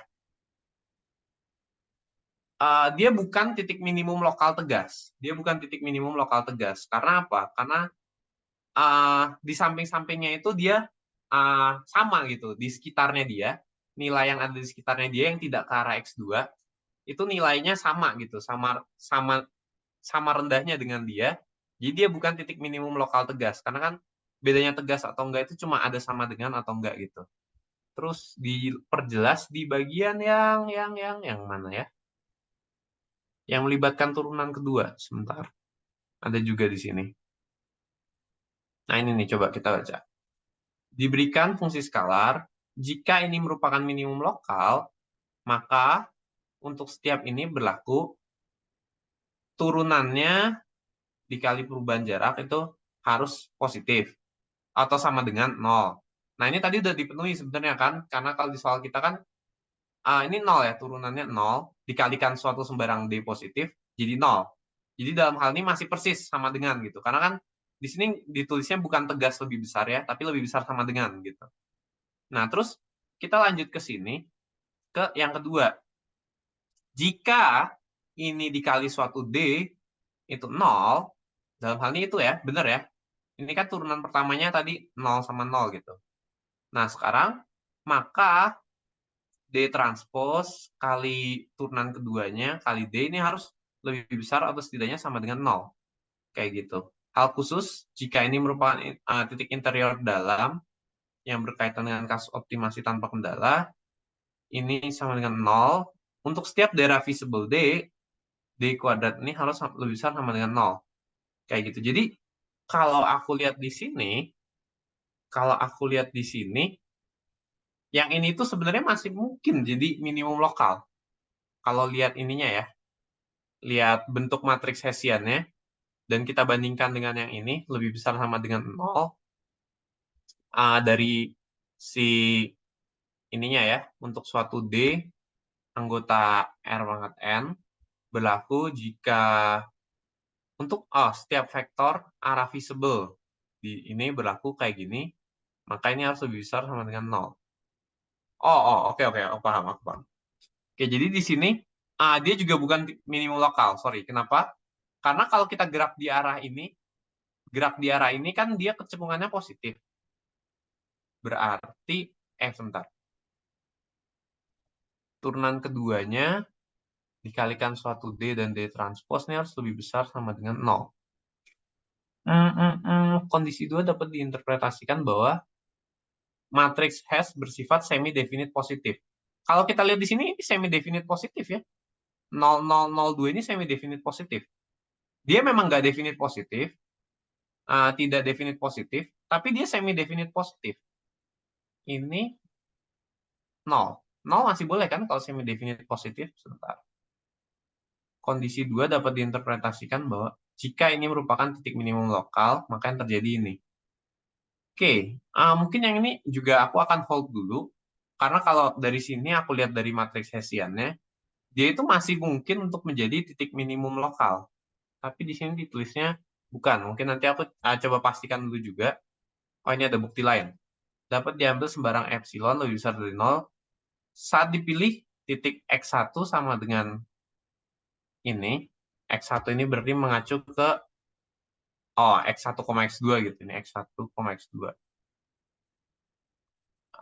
Itu pakai syarat cukup. Saat dipilih ini didapat bahwa Fx1 lebih besar dari 0, sedangkan saat dipilih X2 minus epsilon, epsilon 2 dapat bahwa Fx2 itu lebih kecil dari 0. Karena ketidakkonsistenan tanda, maka 0,0 bukan merupakan titik maksimum lokal maupun titik minimum lokal. Kalau syarat cukup order kedua, matriks Hess-nya harus definite positif. Syarat cukup order kedua. Sebentar. Berarti aku ngacu di slide ini ada yang ini. Matriks Hess. Syarat cukup mana? Syarat perlu.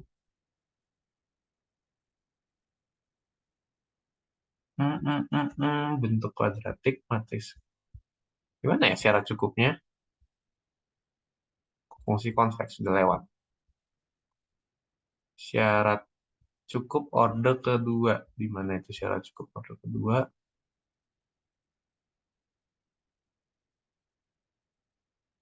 Bersifat semi-definite positif. Ntar, nanti aku coba hold dulu ya buat yang ini.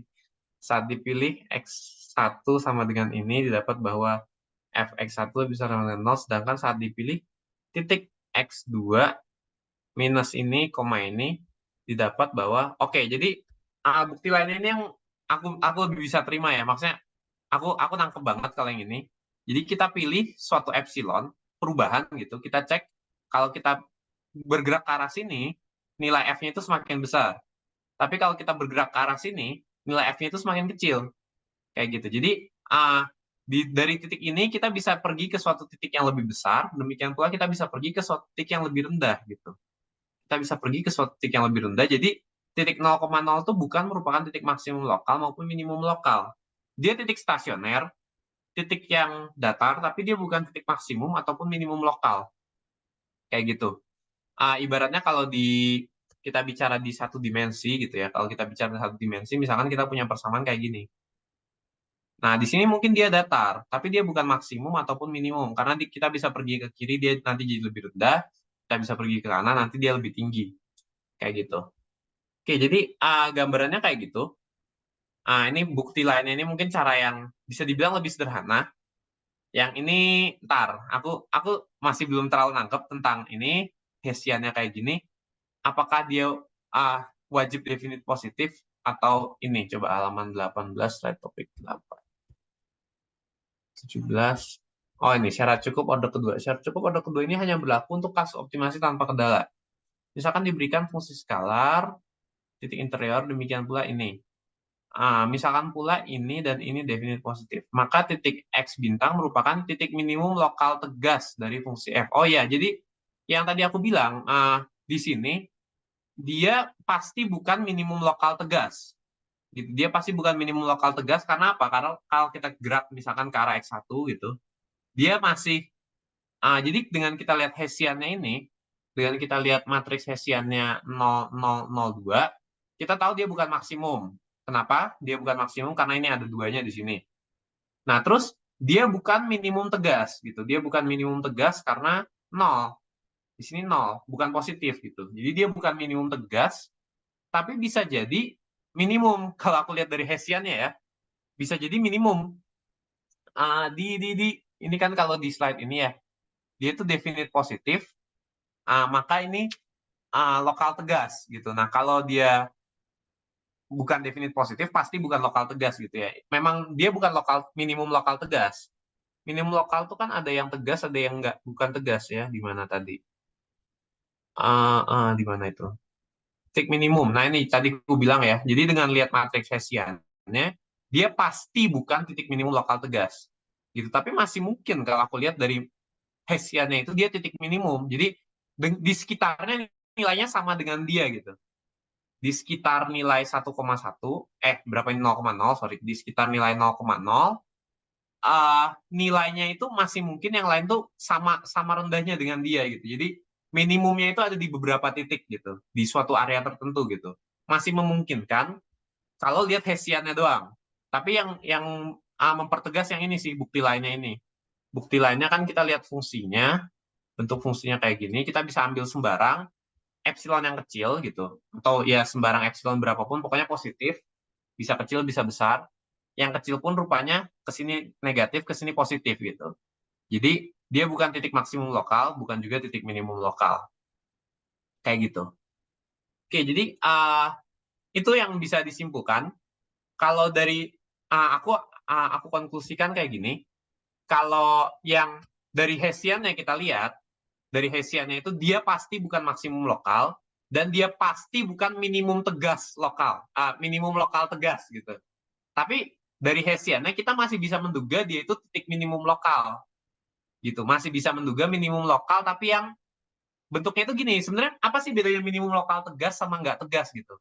Kalau dia minimum lokal tegas, sekitarnya itu harus lebih tinggi gitu. Sekitarnya dia nilainya, kan kita bicara di 2 dimensi ya ini. Nilai di sekitarnya dia itu harus lebih tinggi dari dia gitu. Itu namanya minimum lokal tegas. Untuk jarak berapapun dari dia, sekitarnya itu harus lebih tinggi. Nah, kalau minimum lokal yang dalam tanda kutip nggak tegas, itu bisa aja sekitarnya dia itu tingginya sama kayak dia gitu. Jadi sekitarnya juga nilainya sama gitu. Ya ini nilai minimum tapi nggak di dia doang kayak gitu. Itu masih mungkin ketika kita lihat bentuk Hessiannya. Nah, di sini yang mempertegas bahwa dia nggak mungkin minimum, nggak tegas juga nggak mungkin gitu. Kenapa? Karena dengan kita pilih epsilon yang kecil sama positif gitu, kita masih bisa dapat suatu arah yang membuat nilainya lebih kecil gitu, lebih kecil dari 0 kayak gitu. Jadi dia titik minimum lokal juga nggak mungkin kayak gitu. Sebentar, apa yang di chat? Pembahasan dari dosen pakai syarat cukup order.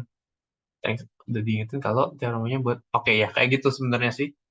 Jadi sebenarnya balik lagi, kalau aku gini, kita itu kalau berpikir di matematika apapun ya sebenarnya semua itu ada asalnya, dari mana asalnya itu gitu. Asalnya dan maknanya apa, kayak Hessian ini maknanya apa sih gitu.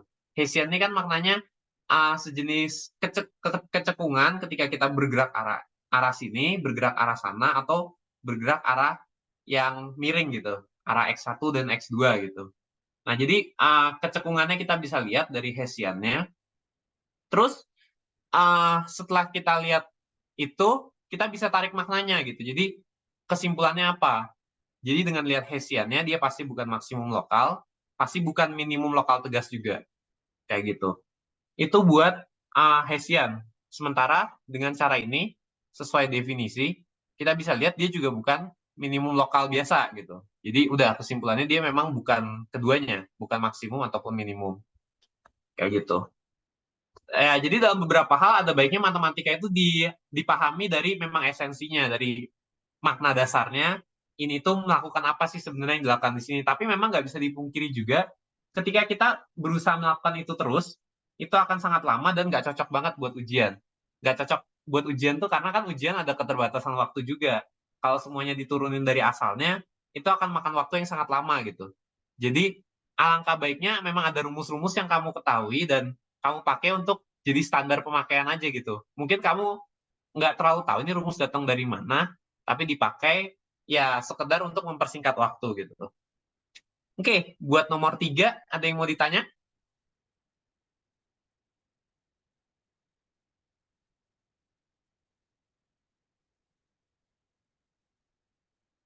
Nggak ada? Oke, kalau nggak ada kita lanjut ke nomor 4. Di sini nomor terakhir ya, kemungkinan juga kalau lihat waktunya kita masih ada beberapa waktu. Teman-teman kalau ada yang mau nanya waktu, mau nanya soal, nanya waktu. Mau nanya soal juga boleh, nanti kita akan coba bahas ya. Diberikan masalah minimum dari fungsi dua variabel lagi ya, x1, x2, fungsinya kayak gini, x1 tambah 2x2 kuadrat kurang 2x1, x2 tambah x2. Buktikan bahwa f merupakan fungsi konveks.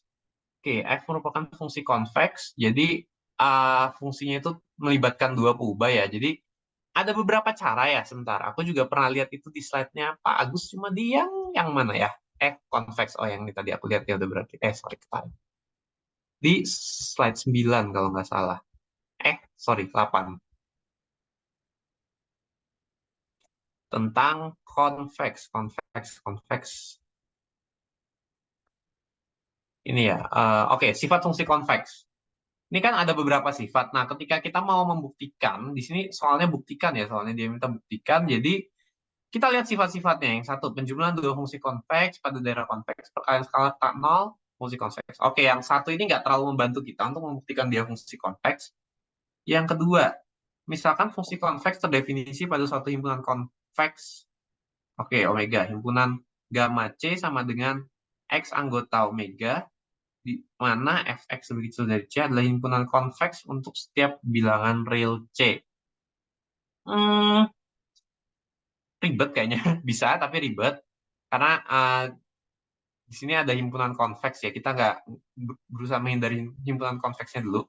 Misalkan fungsi fx uh, bersifat konveks pada daerah ini jika dan hanya jika. Nah, ini cukup bagus ya. Ketika kita udah dengar kata jika dan hanya jika ini, bisa jadi kita pakai buat membuktikan gitu, membuktikan dia merupakan fungsi konveks. Karena artinya kalau kita bisa nunjukin ini, kita bisa simpulkan dia konveks gitu. Kalau jika doang, misalkan nggak ada dan hanya jikanya, artinya apa? Kalau dia konveks berlaku ini, kalau berlaku ini belum tentu konveks, kayak gitu. Nah, jadi itu menimbulkan kerepotan tersendiri. Nah, ketika kita punya jika dan hanya jika, ini cukup enak karena kita bisa gunakan properti ini untuk membuktikan dia itu konveks. Sebentar. Fungsi f bersifat konveks pada daerah konveks jika dan hanya jika fy lebih besar sama dengan fx ditambah perubahannya dikali jaraknya untuk setiap ini. Oke, ini bisa jadi opsi ya buat kita pakai, tapi bisa sih sebenarnya kalau mau pakai itu. Coba aku lihat satunya dulu apa tadi. Misalkan fungsi fxa, fungsi f bersifat konveks pada daerah ini yang memuat titik interior x bintang jika dan jika matriks S. Oke ya, yang ini yang tujuanku sebenarnya. Kita lihat turunan keduanya gitu. Kita lihat turunan keduanya dari fungsi tersebut bersifat semi definite positif pada daerah konveks omega. Oke. Jadi bisa pakai cara 3, bisa pakai cara 4. Kalau aku lihat sekilas harusnya cara 4 lebih sederhana. Cara 4 itu lebih sederhana karena kita memang konveks ini kan sebenarnya tujuannya itu mirip dengan kecekungan gitu ya. Kecekungannya dia kalau konveks itu kan berarti cekung ke atas. Kayak gitu. Nah, jadi udah memang ketika kita udah bicara tentang kecekungan, dia udah deket banget memang sama urusannya matriks hash atau turunan kedua gitu kan. Matriks hash itu sebenarnya kalau kita lihat di fungsi satu variabel itu kan versi turunan kedua gitu. Nah, jadi aku lebih suka dengan lihat matriks hash-nya aja gitu. Di sini kita lihat, kita bangun dulu, kalau mau nyari matriks hash, cari turunan pertamanya dulu, terhadap X1 jadi gini, 2X1 ini habis, ini jadi minus 2X2, ini habis, kayak gitu ya, oke. Terhadap X2, jadinya yang ini habis, yang ini tuh 4X2 ya, yang ini jadi minus 2X1, ini jadi tambah 1, oke kayak gini. Oke, kita udah dapat turunan pertamanya, sekarang kita lakukan turunan keduanya. Turunan keduanya berarti yang X terhadap X1 lalu terhadap X1 berarti ini habis sisa 2 gitu ya. Terus kalau yang terhadap X2 terus terhadap X2 ini habis jadi 4. Oke, 2 sama 4-nya udah oke. Yang kiri ininya pasti simetris ya. Jadi boleh yang ini turunkan terhadap X2, X1 atau yang atas turunkan terhadap X2 gitu. Atas turunkan terhadap X2 jadi minus 2. Oke, kayak gini. Kita udah berhasil bangun matriks hash-nya. Nah, sekarang oke, suatu fungsi f tadi sesuai juga dengan yang ini ya. Kita tinggal cek sebenarnya hash-nya bersifat semi-definite positif. Karena jika dan hanya jika, artinya kalau dia semi-definite positif, udah pasti ini convex. Kayak gitu. Oke, kita lihat. Berangkat dari teori tersebut, tinjau matriks Hessian ini. Dengan menggunakan hubungan ini, dapat ini. Oke, jadi nilai eigennya semua positif.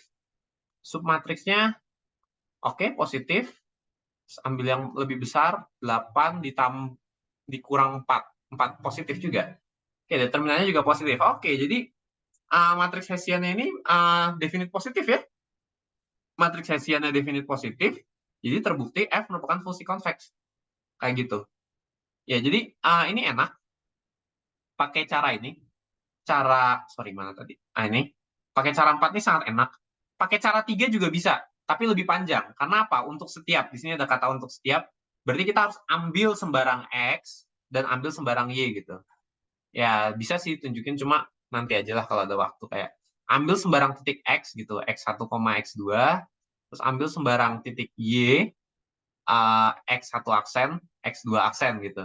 Nanti kita harus tunjukkan properti itu. Bisa juga kayak gitu, cuma cukup makan waktu, cara ini lebih enak.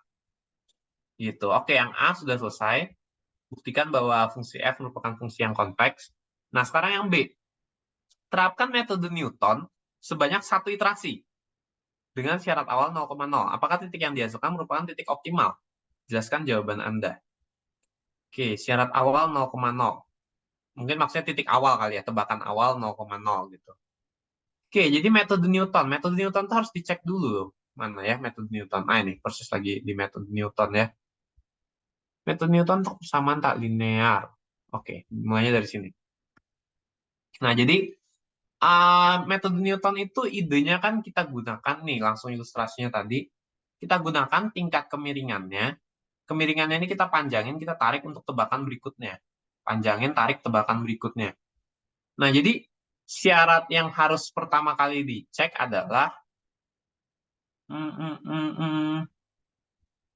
mana ya?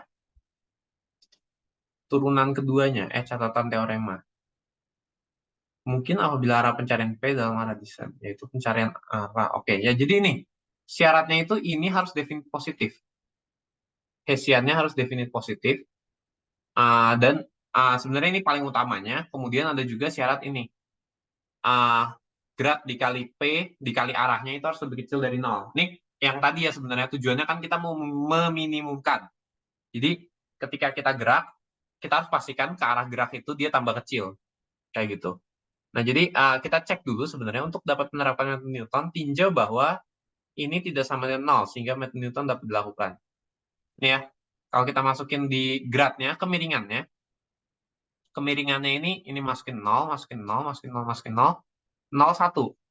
Gitu. Oke, jadi di sini itu bukan titik yang datar.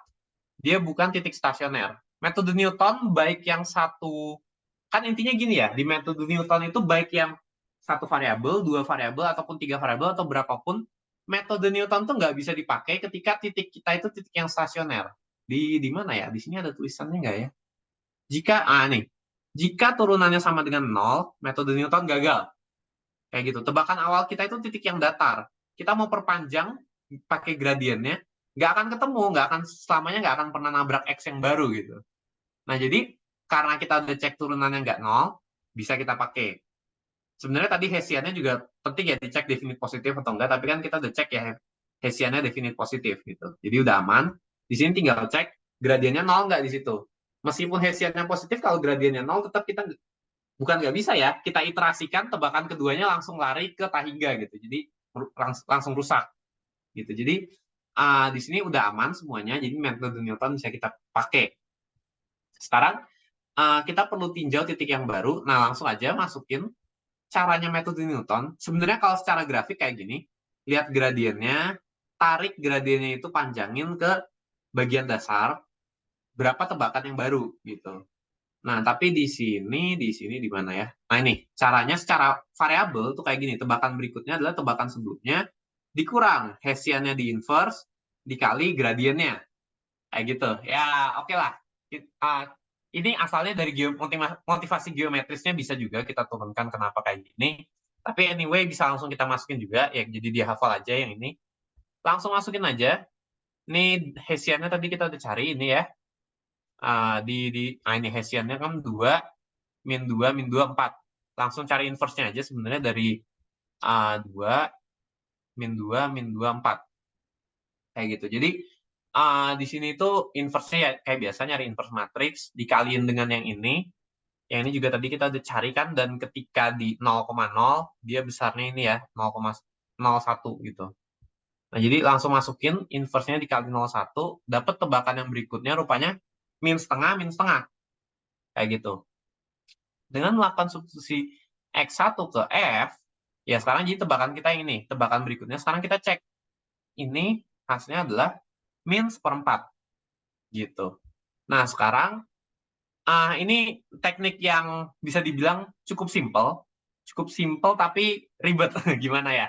Oke, jadi sekarang kita kan ditanya, di sini ada pertanyaan ini, terapkan metode Newton sebanyak 1 iterasi. Apakah titik yang dihasilkan titik optimal? Gitu ya. Sebenarnya kan ngecek titik optimal itu kita cek dulu turunan pertamanya, dia titik stasioner atau bukan. Kalau bukan titik stasioner, udah pasti bukan titik optimal gitu kan. Jadi cara yang formal ya, bukan yang formal sih, yang lebih panjang tapi pasti ketemu. Gitu. Kalau yang ini, di sini dia tunjukkan cara yang sederhana ini. Sederhana tapi mikir gitu. Jadinya sederhana tapi harus mikir ngerjainnya. Kalau yang lebih standar, maksudnya tinggal dikuli aja tapi pasti ketemu, itu gini. Cek turunan pertamanya. Turunan pertamanya kan nih, 2x1 kurang 2x2, terus ini ya, min 2x1 plus 4x2 tambah 1. Gradnya gitu. Nah, sekarang kita masukin min setengah, min setengah. Min setengah, min setengah. Gitu ya, kita masukin min setengah ke sini. Min setengah, min setengah. 0 ya, yang atas 0. Yang bawah kalau aku masukin min setengah, jadinya 1, min 2 plus 1. 0 juga. Nah, 0, 0. Jadi kita dapat rupanya hasil iterasi pertama kita ini merupakan sebuah titik stasioner. Gitu, sebuah titik yang stasioner min setengah ini. Jadi, wah ini enak nih gitu kan. Dan sebenarnya bisa ditebak bahwa ini langsung optimal gitu, merupakan titik optimal. Titik yang tadi ya, lagi-lagi aku bilang, titik yang stasioner itu belum tentu optimal. Tapi titik yang optimal itu pasti suatu titik yang stasioner. Kayak gitu. Jadi sekarang kita udah tahu dia stasioner, pertanyaannya apakah dia optimal atau enggak gitu. Ya tinjau aja, tujuan kita kan minimum. Tujuan kita minimum sebenarnya bisa dilihat dari yang sebelumnya tadi. Yang sebelumnya tadi kita udah pilih 0,1, arahnya ke belakang, min setengah, jadi dia pasti sekarang tambah kecil. Jadi sebenarnya bisa ditebak bahwa yang tadi ini titik stasioner yang merupakan minimum gitu. Titik stasioner kan bisa minimum, bisa maksimum, bisa juga bukan keduanya gitu kan. Nah, jadi bisa ditebak sebenarnya yang ini itu suatu titik stasioner yang minimum. Tadi kan kita udah cek dia 0,0, oh dia titik stasioner, dan ini seharusnya minimum. Tapi kalau kamu ragu, gimana cara lihatnya? Lihat aja Hessiannya.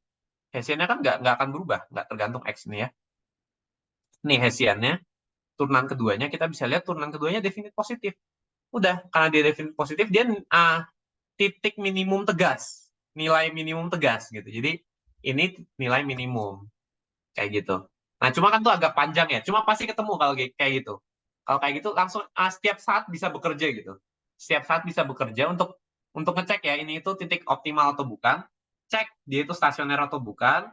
Kalau stasioner, cek Hessiannya apakah dia minimum atau maksimum. Kayak gitu. Itu pasti selalu bisa dilakukan dengan cara itu. Tapi bisa juga dengan kayak gini. Ini meninjau bahwa ini cara ngakalinnya itu gimana? Persamaannya itu kita targetnya bikin ada yang kuadrat-kuadratnya ini ada kuadrat.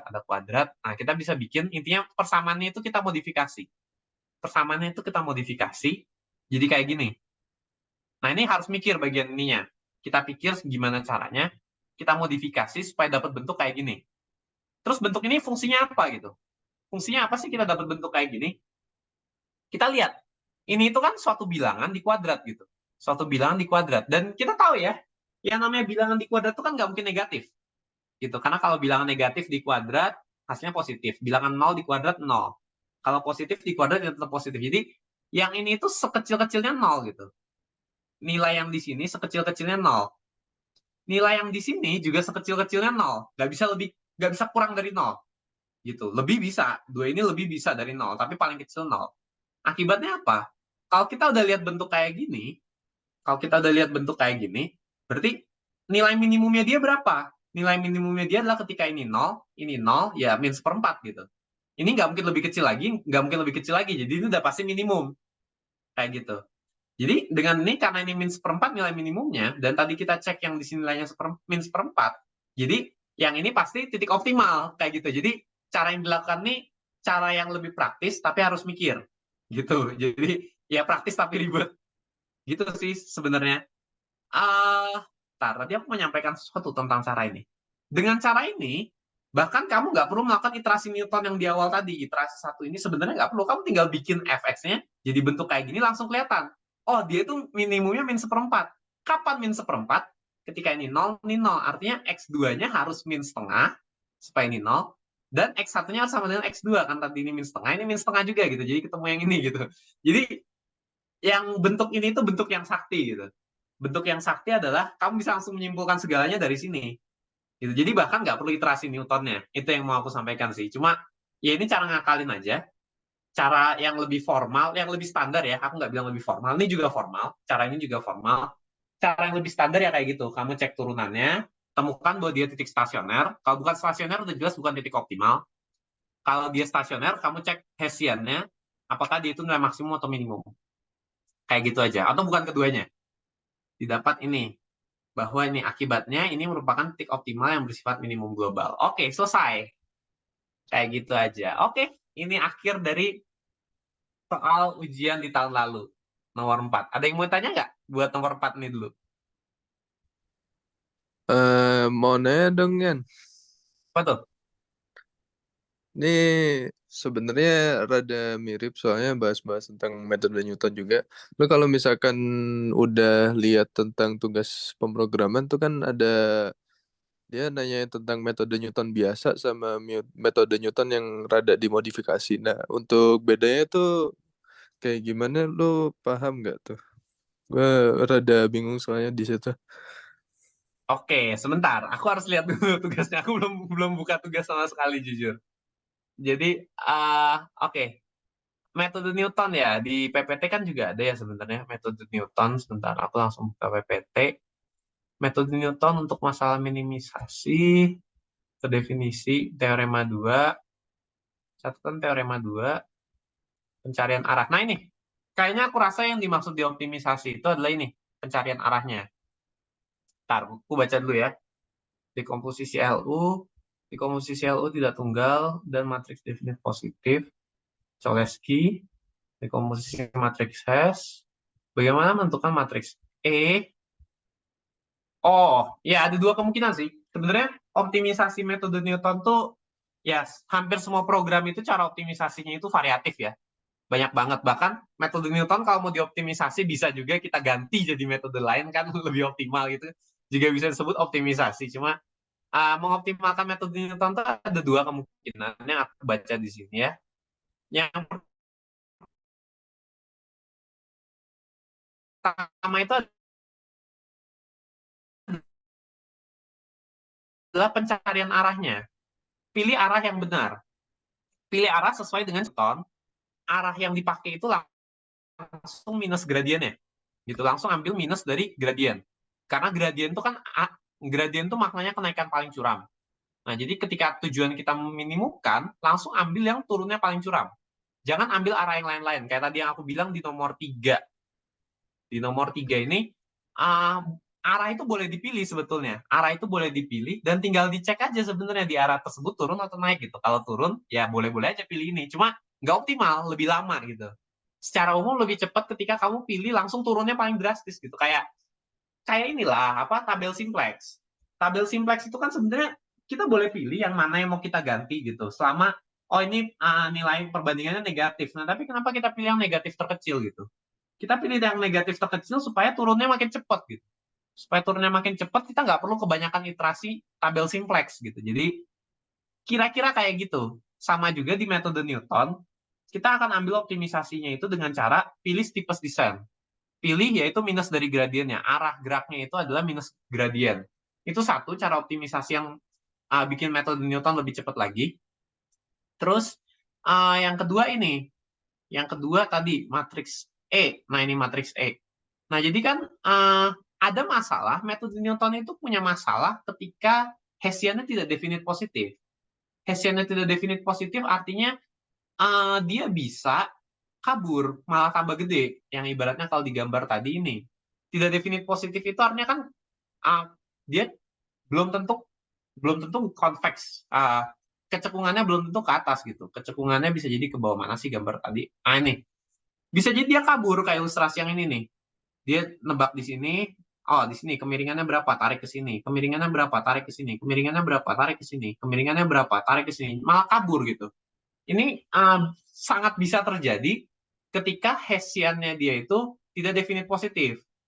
Nah, dengan begitu, bahkan di beberapa kasus ya, di beberapa kasus, kalau misalkan kamu mau nyari dengan metode Newton untuk fungsi yang justru memang sebagian besar di kebanyakan X itu Hessiannya tidak definite positif, ini akan cukup repot.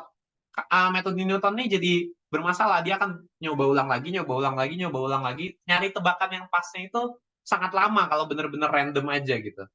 Nah, jadi kamu harus optimisasi supaya gimana metode Newton ini bisa bekerja meskipun dia tidak definite positif Hessiannya. Caranya ini, ngakalin. Ngakalin dengan, ngakalin dengan menambahkan suatu matriks lain. Gitu yang udah ada caranya di sini kan. Kita tambahin matriks E. Nah, dengan dimodifikasi kayak gitu, tentunya harus ada perlakuan khusus juga kan. Ada perlakuan khusus di mana ya? Oh, ini metode steepest descent. Ya intinya kayak gitu sih. Buat optimisasi dari metode Newton, apa sih tadi tugasnya aku belum lihat juga, disuruh optimisasi atau optimalkan metode. Oh, ini tugas pemrograman. Ntar, aku buka dulu di Teams. Aku belum buka. Aha, gunakan metode Newton yang dimodifikasi. Oke, intinya modifikasinya itu kayak gitu. Pertama, pilih arah, jangan pokoknya turun, tapi turun yang paling curam. Itu modifikasi pertama yang bisa dilakukan. Modifikasi kedua adalah lakukan modifikasi ketika kamu menemukan Hessiannya itu tidak definite positif. Gitu. Modifikasi supaya kita tetap bisa pakai tebakan itu gitu. Yaitu sebenarnya ini dalam tanda kutip transformasi ya, sebenarnya transformasi gitu. Gitu aja. Gimana? Cukup menjawab nggak? Dua hal itu buat modifikasi metode Newton. Oke, oke. Thank you, Yan. Aman-aman. Oke, siap. Ada lagi yang mau ditanyakan? Kita masih ada sekitar 15 menit.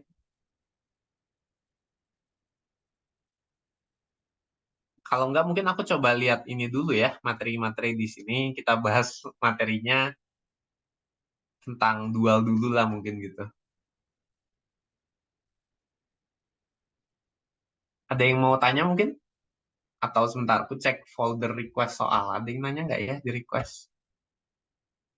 Tidak ada. Oke. Oke, kalau gitu, kalau ada yang mau nanya, nanya aja ya. Sambil menunggu ada yang nanya, aku akan bahas dulu tentang ini dual. Dual di sini. Jadi, review aja singkat ya mungkin sampai nanti waktunya habis. Di sini model dual tuh sebenarnya ini ya ada nih motivasinya dari mana sih? Kita bisa lihat dari dua tinjauan gitu. Kalau ini mau optimal, kita juga bisa lihat bahwa dengan cara yang lain itu juga harus optimal gitu. Dengan cara sudut pandang ini harus optimal, dengan cara sudut pandang lain itu juga harus optimal dengan untuk kasus yang serupa gitu. Jadi di sini kita bisa lihat bahwa baik di dunia nyata maupun di variabel matematisnya nyambung gitu. Kita bisa formulasikan ada dua masalah yang sebenarnya membicarakan hal yang sama kayak gitu. Nah, rupanya hubungannya mungkin langsung aja yang ini bagian ini singkat aja gitu. Bentuk kanonik, bentuk baku. Oke, jadi ada dua bentuk ya, ini bentuk yang dari waktu itu kita pernah bahas. Nah, bentuk kanonik dan bentuk baku itu, ini dia. Kita bisa bikin suatu tabel, namanya tabel Tucker. Ya ini sebenarnya kalau yang baca ke sana itu jadi masalah primalnya, kalau bacanya dari atas ke bawah jadi masalah dualnya gitu. Ya, anyway, ini yang lebih penting, cara buat ngubahnya ya. Kalau di primalnya itu kita nyari suatu masalah minimum, dualnya berarti masalah maksimum. Sebaliknya juga, kalau primalnya tentang masalah maksimum, dualnya itu masalah minimum, gitu. Nah, terus koefisien di fungsi objektif jadi konstanta di ruas kanan, konstanta jadi koefisien, matriks kendalanya pasti kena transpose, apapun yang terjadi. Terus tanda di kendala jadi variabel, terus variabel keputusan jadi kendala gitu. Ya ini bisa dihafalkan aja. Aku pun juga kecenderungannya akan ngafalkan ini gitu. Karena kan ini memang based on eksperimen ya, kenyataan real, kita bandingkan, oh rupanya caranya kayak gini gitu. Oke, ini untuk bentuk dualnya langsung dihafal aja. Nah, berkaitan dengan itu, sama kita bisa bikin apa nih? Oh, sifat dualitas dulu. Ada yang namanya dualitas lemah. Oke, kita baca. Misalkan X0 dan W0 masing-masing secara berurutan merupakan solusi feasible. Dia cuma bilang feasible ya, dari masalah primal dan masalah dual. Maka AX0 lebih besar sama dengan B, X0 lebih besar sama dengan 0, A transpos W0 lebih kecil sama dengan C, dan W0 lebih besar sama dengan 0. Lebih jauh lagi, C transpos X0 ini ya, ini lebih besar sama dengan W0 transpos, A X0 lebih besar sama dengan W0 transpos kali B. Sifat di atas menyatakan bahwa nilai fungsi objektif untuk suatu solusi feasible masalah minimum. Jadi oke ya, jadi ini kan dia cuma bilang feasible ya. Ketika ini solusi ini tuh memenuhi sebenarnya gitu, memenuhi, maka minimumnya dia masih lebih besar daripada maksimumnya yang ini gitu. Intinya kayak gitu. Ini bahasa sehari-harinya ya. Nah nanti yang optimal tuh ketika ininya sama dengan ini gitu. Minimumnya kita kecilin terus sampai suatu nilai, maksimumnya naik terus sampai suatu nilai. Nah akhirnya sama. Di situ baru itu yang namanya optimal. Secara umum kalau kita cuma lihat solusi feasible, ini akan nilai ini nanti pada akhirnya akan lebih besar dari yang ini. Kayak gitu. Sekecil-kecil minimumnya ini masih lebih besar dari maksimumnya yang sana. Gitu. Sifat dualitas. Kesimpulan. Jika X0 dan W0 masing-masing secara berurutan merupakan solusi feasible, dia cuma bilang feasible dari masalah primal dan dual, sehingga itu sama dengan itu, maka itu adalah solusi optimal untuk masing-masing masalah. Nah itu, aku bilang tadi ya. Jadi kalau cuma feasible doang, ya secara umum ini masih lebih gede dari ini. Tapi kan kita bisa cari dari kumpulan yang feasible itu mana yang paling bagus, yang bikin ini paling kecil, dan ini paling besar. Nah ketika itu terjadi, itulah yang optimal. Kayak gitu. Dan pada kondisi itu dinyatakan bahwa yang ini sama. Kayak gitu aja sih. Oke. Uh, Jika satu masalah tidak memiliki nilai objektif tak terbatas, maka masalah lainnya tidak memiliki solusi visible. Ini yang tadi ya, sebenarnya balik ke kesimpulan yang ini. Udah aku bahas di awal. Jadi kita langsung lanjut aja. Contoh, ini contoh-contohnya gimana kalau ini visible, itu juga pasti ada yang visible-nya. Tapi yang ini visible ini tidak visible gitu. Nah, jadi teorema complementary slackness ini juga tadi udah aku bahas. Aku bilang dihafalkan aja sebenarnya ini. Ini buat nyari kalau kita tahu solusi di X-nya gimana caranya tahu solusi di W-nya dan sebaliknya. Kalau tahu solusi di W-nya gimana nyari solusi di X-nya. Kayak gitu. Complementary slackness variabel asli dan slack. Oke, menarik ini kita lihat dulu. Jika variabel dual berbentuk kanonik, tambahkan variabel slack, X slack dan Y slack. Minimum dari ini, notasikan M slack variabel, maka kondisi hubungan di atas menyatakan keterkaitan antara variabel asli primal dengan variabel slack dual. Oke, antara variabel dengan variabel komplement. Oke, ini mungkin langsung ke contohnya aja. Oke, bla bla bla bla bla bla. Solusi oke pada metode simplex. Nah, ini mungkin satu hal lagi juga ya. Sesuai tadi ada yang request tentang metode simplex. Perhatikan kembali bentuk begini. Misalkan basic feasible solution optimal, optimal dari P diberikan oleh ini, dan berkorespondensi dengan matriks B. Kita akan menentukan solusi dual D yang dinyatakan dalam matriks B. Seperti biasa, matriks A dipartisi menjadi submatriks, oke. Karena BFS itu optimal, artinya yang terjadi ini lebih kecil sama dengan 0. Semuanya ya, yang di tabel simplex itu kan semuanya negatif gitu. Selanjutnya definisikan lambda T kayak gini. Ingat pengalih simplex. Oke, aku juga nggak ingat sih pengalih simplex itu. Ya, aku bukan seseorang yang sering bermain dengan notasi dan tanda-tanda dan istilah gitu ya. Aku lebih ke esensi dan fungsi gitu. Jadi istilah-istilah itu jujur aja aku cukup lemah juga. Selanjutnya kita memperoleh lambda TA sama dengan kayak gini. Oke. Hal ini mengindikasikan bahwa lambda solusi visible untuk masalah dual. Lebih jauh lagi, lambda transpose B ya yang menyatakan bahwa nilai fungsi objektif masalah dual sama persis dengan nilai fungsi objektif masalah primalnya. Berdasarkan sifat dualitas dapat disimpulkan bahwa W sama dengan lambda yang diberikan lambda transpose sama dengan W transpose sama dengan ini merupakan solusi masalah primal. Oke, metode simplex. Sebenarnya metode simplexnya ini sama, tujuan masalah dual diselesaikan langsung pada tabel simplex primal. Ini ya tujuannya adalah kita mau menyelesaikan masalah dual di tabel simplex primal. Pada setiap iterasi, BFS masalah dual diperbarui dengan memperoleh solusi optimal dual atau capai solusi dual tidak terbatas. Solusi primal tak visible. Oke, jadi sebenarnya gini, ini kan yang kita lakukan adalah kita bangun dulu metode si tabel simplexnya ya. Tabel simplexnya ini dibangun dengan cara yang biasa. Langsung ke contoh deh. Langsung ke contoh. Nah ini, kita bangun dengan cara yang biasa. Kita tambahkan slack-slacknya ya di sini. Oh, karena ini lebih besar sama dengan, berarti ini harus dikurangi dengan suatu X4, ini dikurangi dengan suatu X5 gitu ya. Oke, jadi di sini kita ambil basic visible solution-nya min 3 sama min 4. Tunggu. Ini kayak biasa juga ya, Z dikurang ini, dikurang ini, dikurang ini. Tar. Wait, kenapa di sini min 4? Aku harus baca dari. Oh, ini, sorry. Minimum Z sama dengan ini. Sorry. Z-nya bukan yang ini. Tar, ini kendala. Ku biasa paling atas lihatnya, oh ini Z-nya gitu. Tapi ku nggak lihat di atasnya ada lagi. Oke, ini. Min 2, min 3, min 4 kayak biasa. Terus ini juga kayak biasa ya. Buat ininya min 1, min 2. Oh, ini kita ubah dulu. Sorry. Karena ini bentuknya lebih besar, kita ubah dulu semua jadi lebih kecil. Cara ngakalinnya kita kali minus, minus, minus. Ini berbalik tanda jadi min 3. Terus nanti tambahin variabel slack X4. Gitu. Jadi kayak gini, kayak gini. Nah, sekarang setelah kita bangun, cara ngebangunnya sama kayak biasa ya. Nah, sekarang yang agak berbeda adalah operasi yang kita lakukan di sini.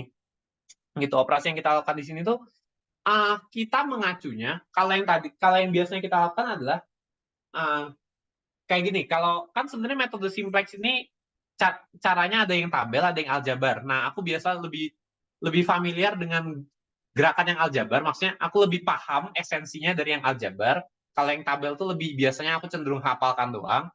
Nah, intinya tuh yang dilakukan di sini adalah kalau yang biasa kita lakukan secara aljabar kan tujuan kita mau meminimumkan bagian paling atas. Kayak gitu. Nah, kalau sekarang tujuannya adalah kita balik. Kita mau memaksimumkan dualnya. Gitu. Jadi operasi-operasi yang kita lakukan di sini adalah operasi untuk memaksimumkan dualnya gitu.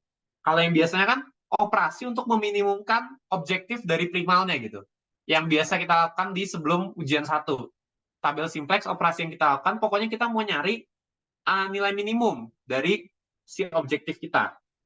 Nah, kalau sekarang orientasinya itu kita mau nyari maksimum dari objektif seberang gitu, objektif dualnya. Nah, jadi di sini yang kita lakukan adalah ini. Kita pilih dulu ya, kayak biasa. Kita pilih dulu barisnya dulu, baris 4, X4 menjadi pivot. Sorry, yang ini dulu pertama ya. Pertama di sini iterasi ke-1, ini sama dengan min 4, nilai terkecil. B2, B2, B2, ini min 4, nilai terkecil. Baris X5 menjadi pivot. Melalui uji minimum rasio, diperoleh ini dibagi ini 2, ini dibagi ini 3. Sorry, my bad. Eh, eh, eh, eh, Kalau yang ini tuh, ini mungkin ada proseduralnya ya di apa. Kalau secara variabelnya itu berarti kita lihatnya, oh ini dibagi ini dibagi ini 1, ini dibagi ini min 3, ini dibagi ini 4/3. Positif terkecil, ini 1. Kayak gitu ya. Uh, Mungkin bisa dikonfirmasi sama biasanya gimana yang diajarkan itu. Ya, jadi harusnya ini kalau mau tahu benernya, aku harusnya turunkan dulu gitu. Turunkan dulu dari secara aljabarnya itu maknanya kayak gimana sih gitu. Secara aljabarnya maknanya kayak gimana, baru bisa dirumuskan prosedurnya. Cuma jujur aja itu akan makan waktu yang cukup lama. Di sini aku berusaha dengan ini ya, apa nalar. Di nalar seharusnya seperti ini caranya. Cuma mungkin nanti bisa dikonfirmasi lagi dengan prosedural yang udah diajarkan gitu. Ini nanti jatuhnya akan dihafal gitu ya. Kita dapat ini yang terkecil, positif terkecil, jadinya kita ambil yang di sini pivotnya. Terus setelah udah kita pivot, kita lakukan kayak biasa. Baris ini kita bagi min 2 semua, berarti X1-nya kita tukar dengan X5-nya, berarti ya X1 sekarang jadi basis. Terus ini kita nolkan yang lainnya, kayak gitu intinya tujuannya. Kita lakukan kayak biasa. Nah, sekarang iterasi kedua ini, minus 1, paling kecil. Sekarang berarti di baris ini gitu ya. Di baris ini, sekarang kita uji minimum rasio. Ini dibagi ini setengah. Ini dibagi yang ini 4 dibagi ini. 4 dikali 25. 8, sorry. 4 dibagi 5/2. Dikali 25 kan berarti ya 8/5. Ini dibagi ini. Sebentar. Minus 2 ya. Should be yang positif terkecil ini kan. Bentar. Wait. Ya, sebenarnya seharusnya langsung sih dari aljabarnya ya. Aljabarnya sebenarnya yang dilakukan di tabel ini adalah kayak gimana? Yang dilakukan di tabel ini itu sebenarnya adalah kita menyelesaikan bentuk yang mana? Garis besarnya itu sebenarnya yang kita lakukan ini. Kita punya masalah seperti ini, kita selesaikan dengan cara simplex, tapi dalam simplexnya yang sini gitu. Kayak gitu. Jadi garis besarnya itu kayak gitu sebetulnya. Jadi orientasinya adalah kita punya masalahnya yang ini, kita selesaikan dalam simplex, tapi simplexnya dituliskan dalam primalnya gitu. Nah, kalau simplex yang maksimum sama minimum kan perbedaannya sebenarnya cuma kita lihat rasionya gitu. Yang satu kita cari negatif terkecil, yang satu kita cari positif terkecil. Gitu doang sebenarnya bedanya ketika kita nyari minimum sama maksimum. Nah, terus yang beda lagi ya karena kita tuliskannya di dalam tabel primal gitu. Jadi kita tuliskannya dalam tabel primal, tapi kita kerjanya dengan orientasi masalah dual. Kayak gitu. Jadi di situ yang harus diturunkan secara aljabar. Di sini coba kita lihat. Aljabarnya notasi semua kalau di PPT ini ya. Tabel simplex dual. Oke, perhatikan bentuk baku. Tabel di atas menyajikan suatu solusi basis iterasi tertentu. Misalkan pula ini lebih kecil dari 0 untuk setiap ini negatif semua berarti ya. Sehingga solusi visible dual ada. Jika pada tabel di atas juga terjadi B ini lebih besar dari 0 untuk setiap I, maka solusi primal juga ada dan optimal. Proses selesai. Oke, jadi prosesnya selesai ketika ininya semuanya 0 atau lebih kecil, ininya semuanya 0 atau positif. Kayak gitu. Perhatikan bentuk baku. Nah, misalkan sekarang terdapat BR yang lebih kecil dari 0 untuk suatu indeks R. Dengan memilih R sebagai baris pivot, oke, jadi kita pilih yang negatif dari sini ya. Dan kolom ke K sebagai kolom pivot, sehingga merupakan elemen pivot, kita dapat membuat ini sepanjang iterasi. Oke, ini dasarnya ya. Ini dasar aljabarnya ini. Logika pemikirannya kayak gimana gitu. Gimana supaya kita bikin si ini minimal ya, kalau masih dalam masalah primal minimal gitu. Oke, sepanjang iterasi kita harapkan dapat membuat ini dengan mempertahankan ini mencapai kondisi optimal. Oke, jadi yang kita lakukan adalah pilih baris pivotnya itu adalah yang paling kecil di antara ini, sesederhana gitu. Paling kecil di antara ini semua. Nah, terus habis itu, jika ini lebih besar dari 0, YRJ lebih besar dari 0 untuk semuanya, jadi ini positif semua, dah, kita nggak lanjutin. Nah, tapi nilai optimal dual tidak terbatas dan solusi ini. Jika tidak, pilih kolom pivot ke K dengan uji rasio. Ini dibagi ini. Bener kan harusnya? Iya, ini harusnya. Ini dibagi ini. Ini dibagi ini gitu. Dibagi, terus kita cari yang nilai minimum. Jadi kayak positif terkecil.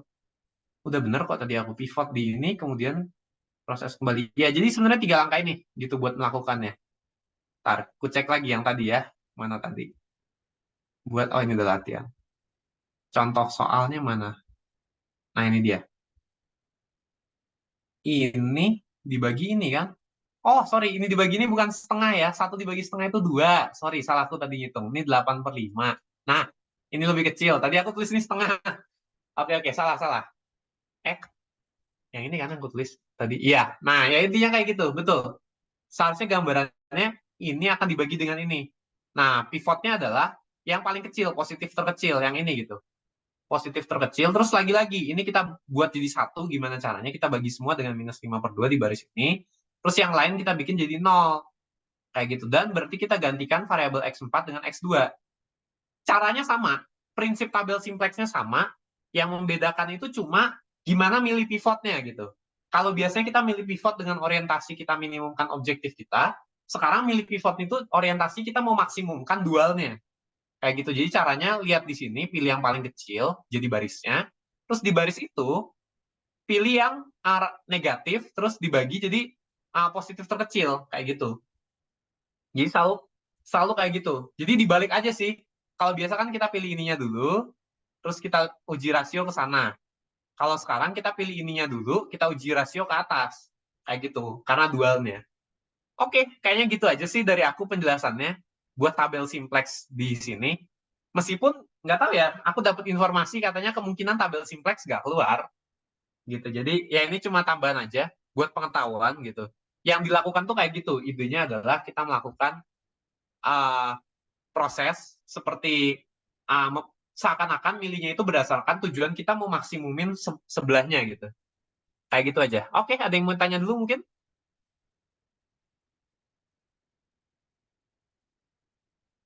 Nggak ada? Oke, apa ini? Kalau yang latihan 1 nomor 2 itu kan diberikan masalahnya maksimumkan. Jadi itu gimana?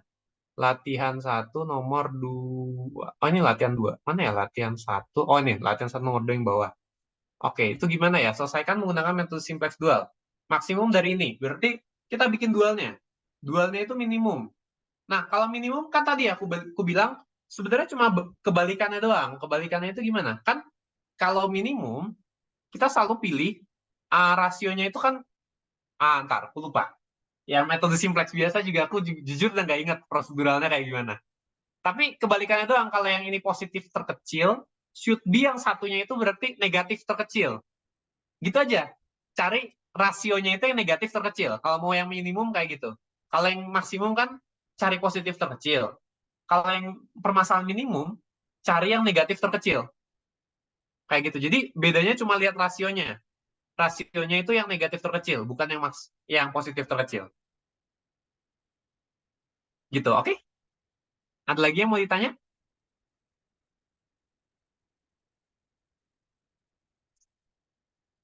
Nggak ada? Oke, aku tunggulah sampai 17.04. Kalau nggak ada, nanti aku kembalikan ke yang bertanggung jawab.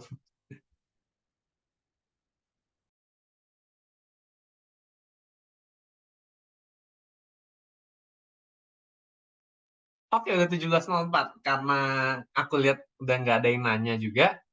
Oh, sebentar di chat. Sudah sepi sekali. Oke ya, aku kembalikan kepada yang bertanggung jawab. Terima kasih, aku stop share-nya dulu.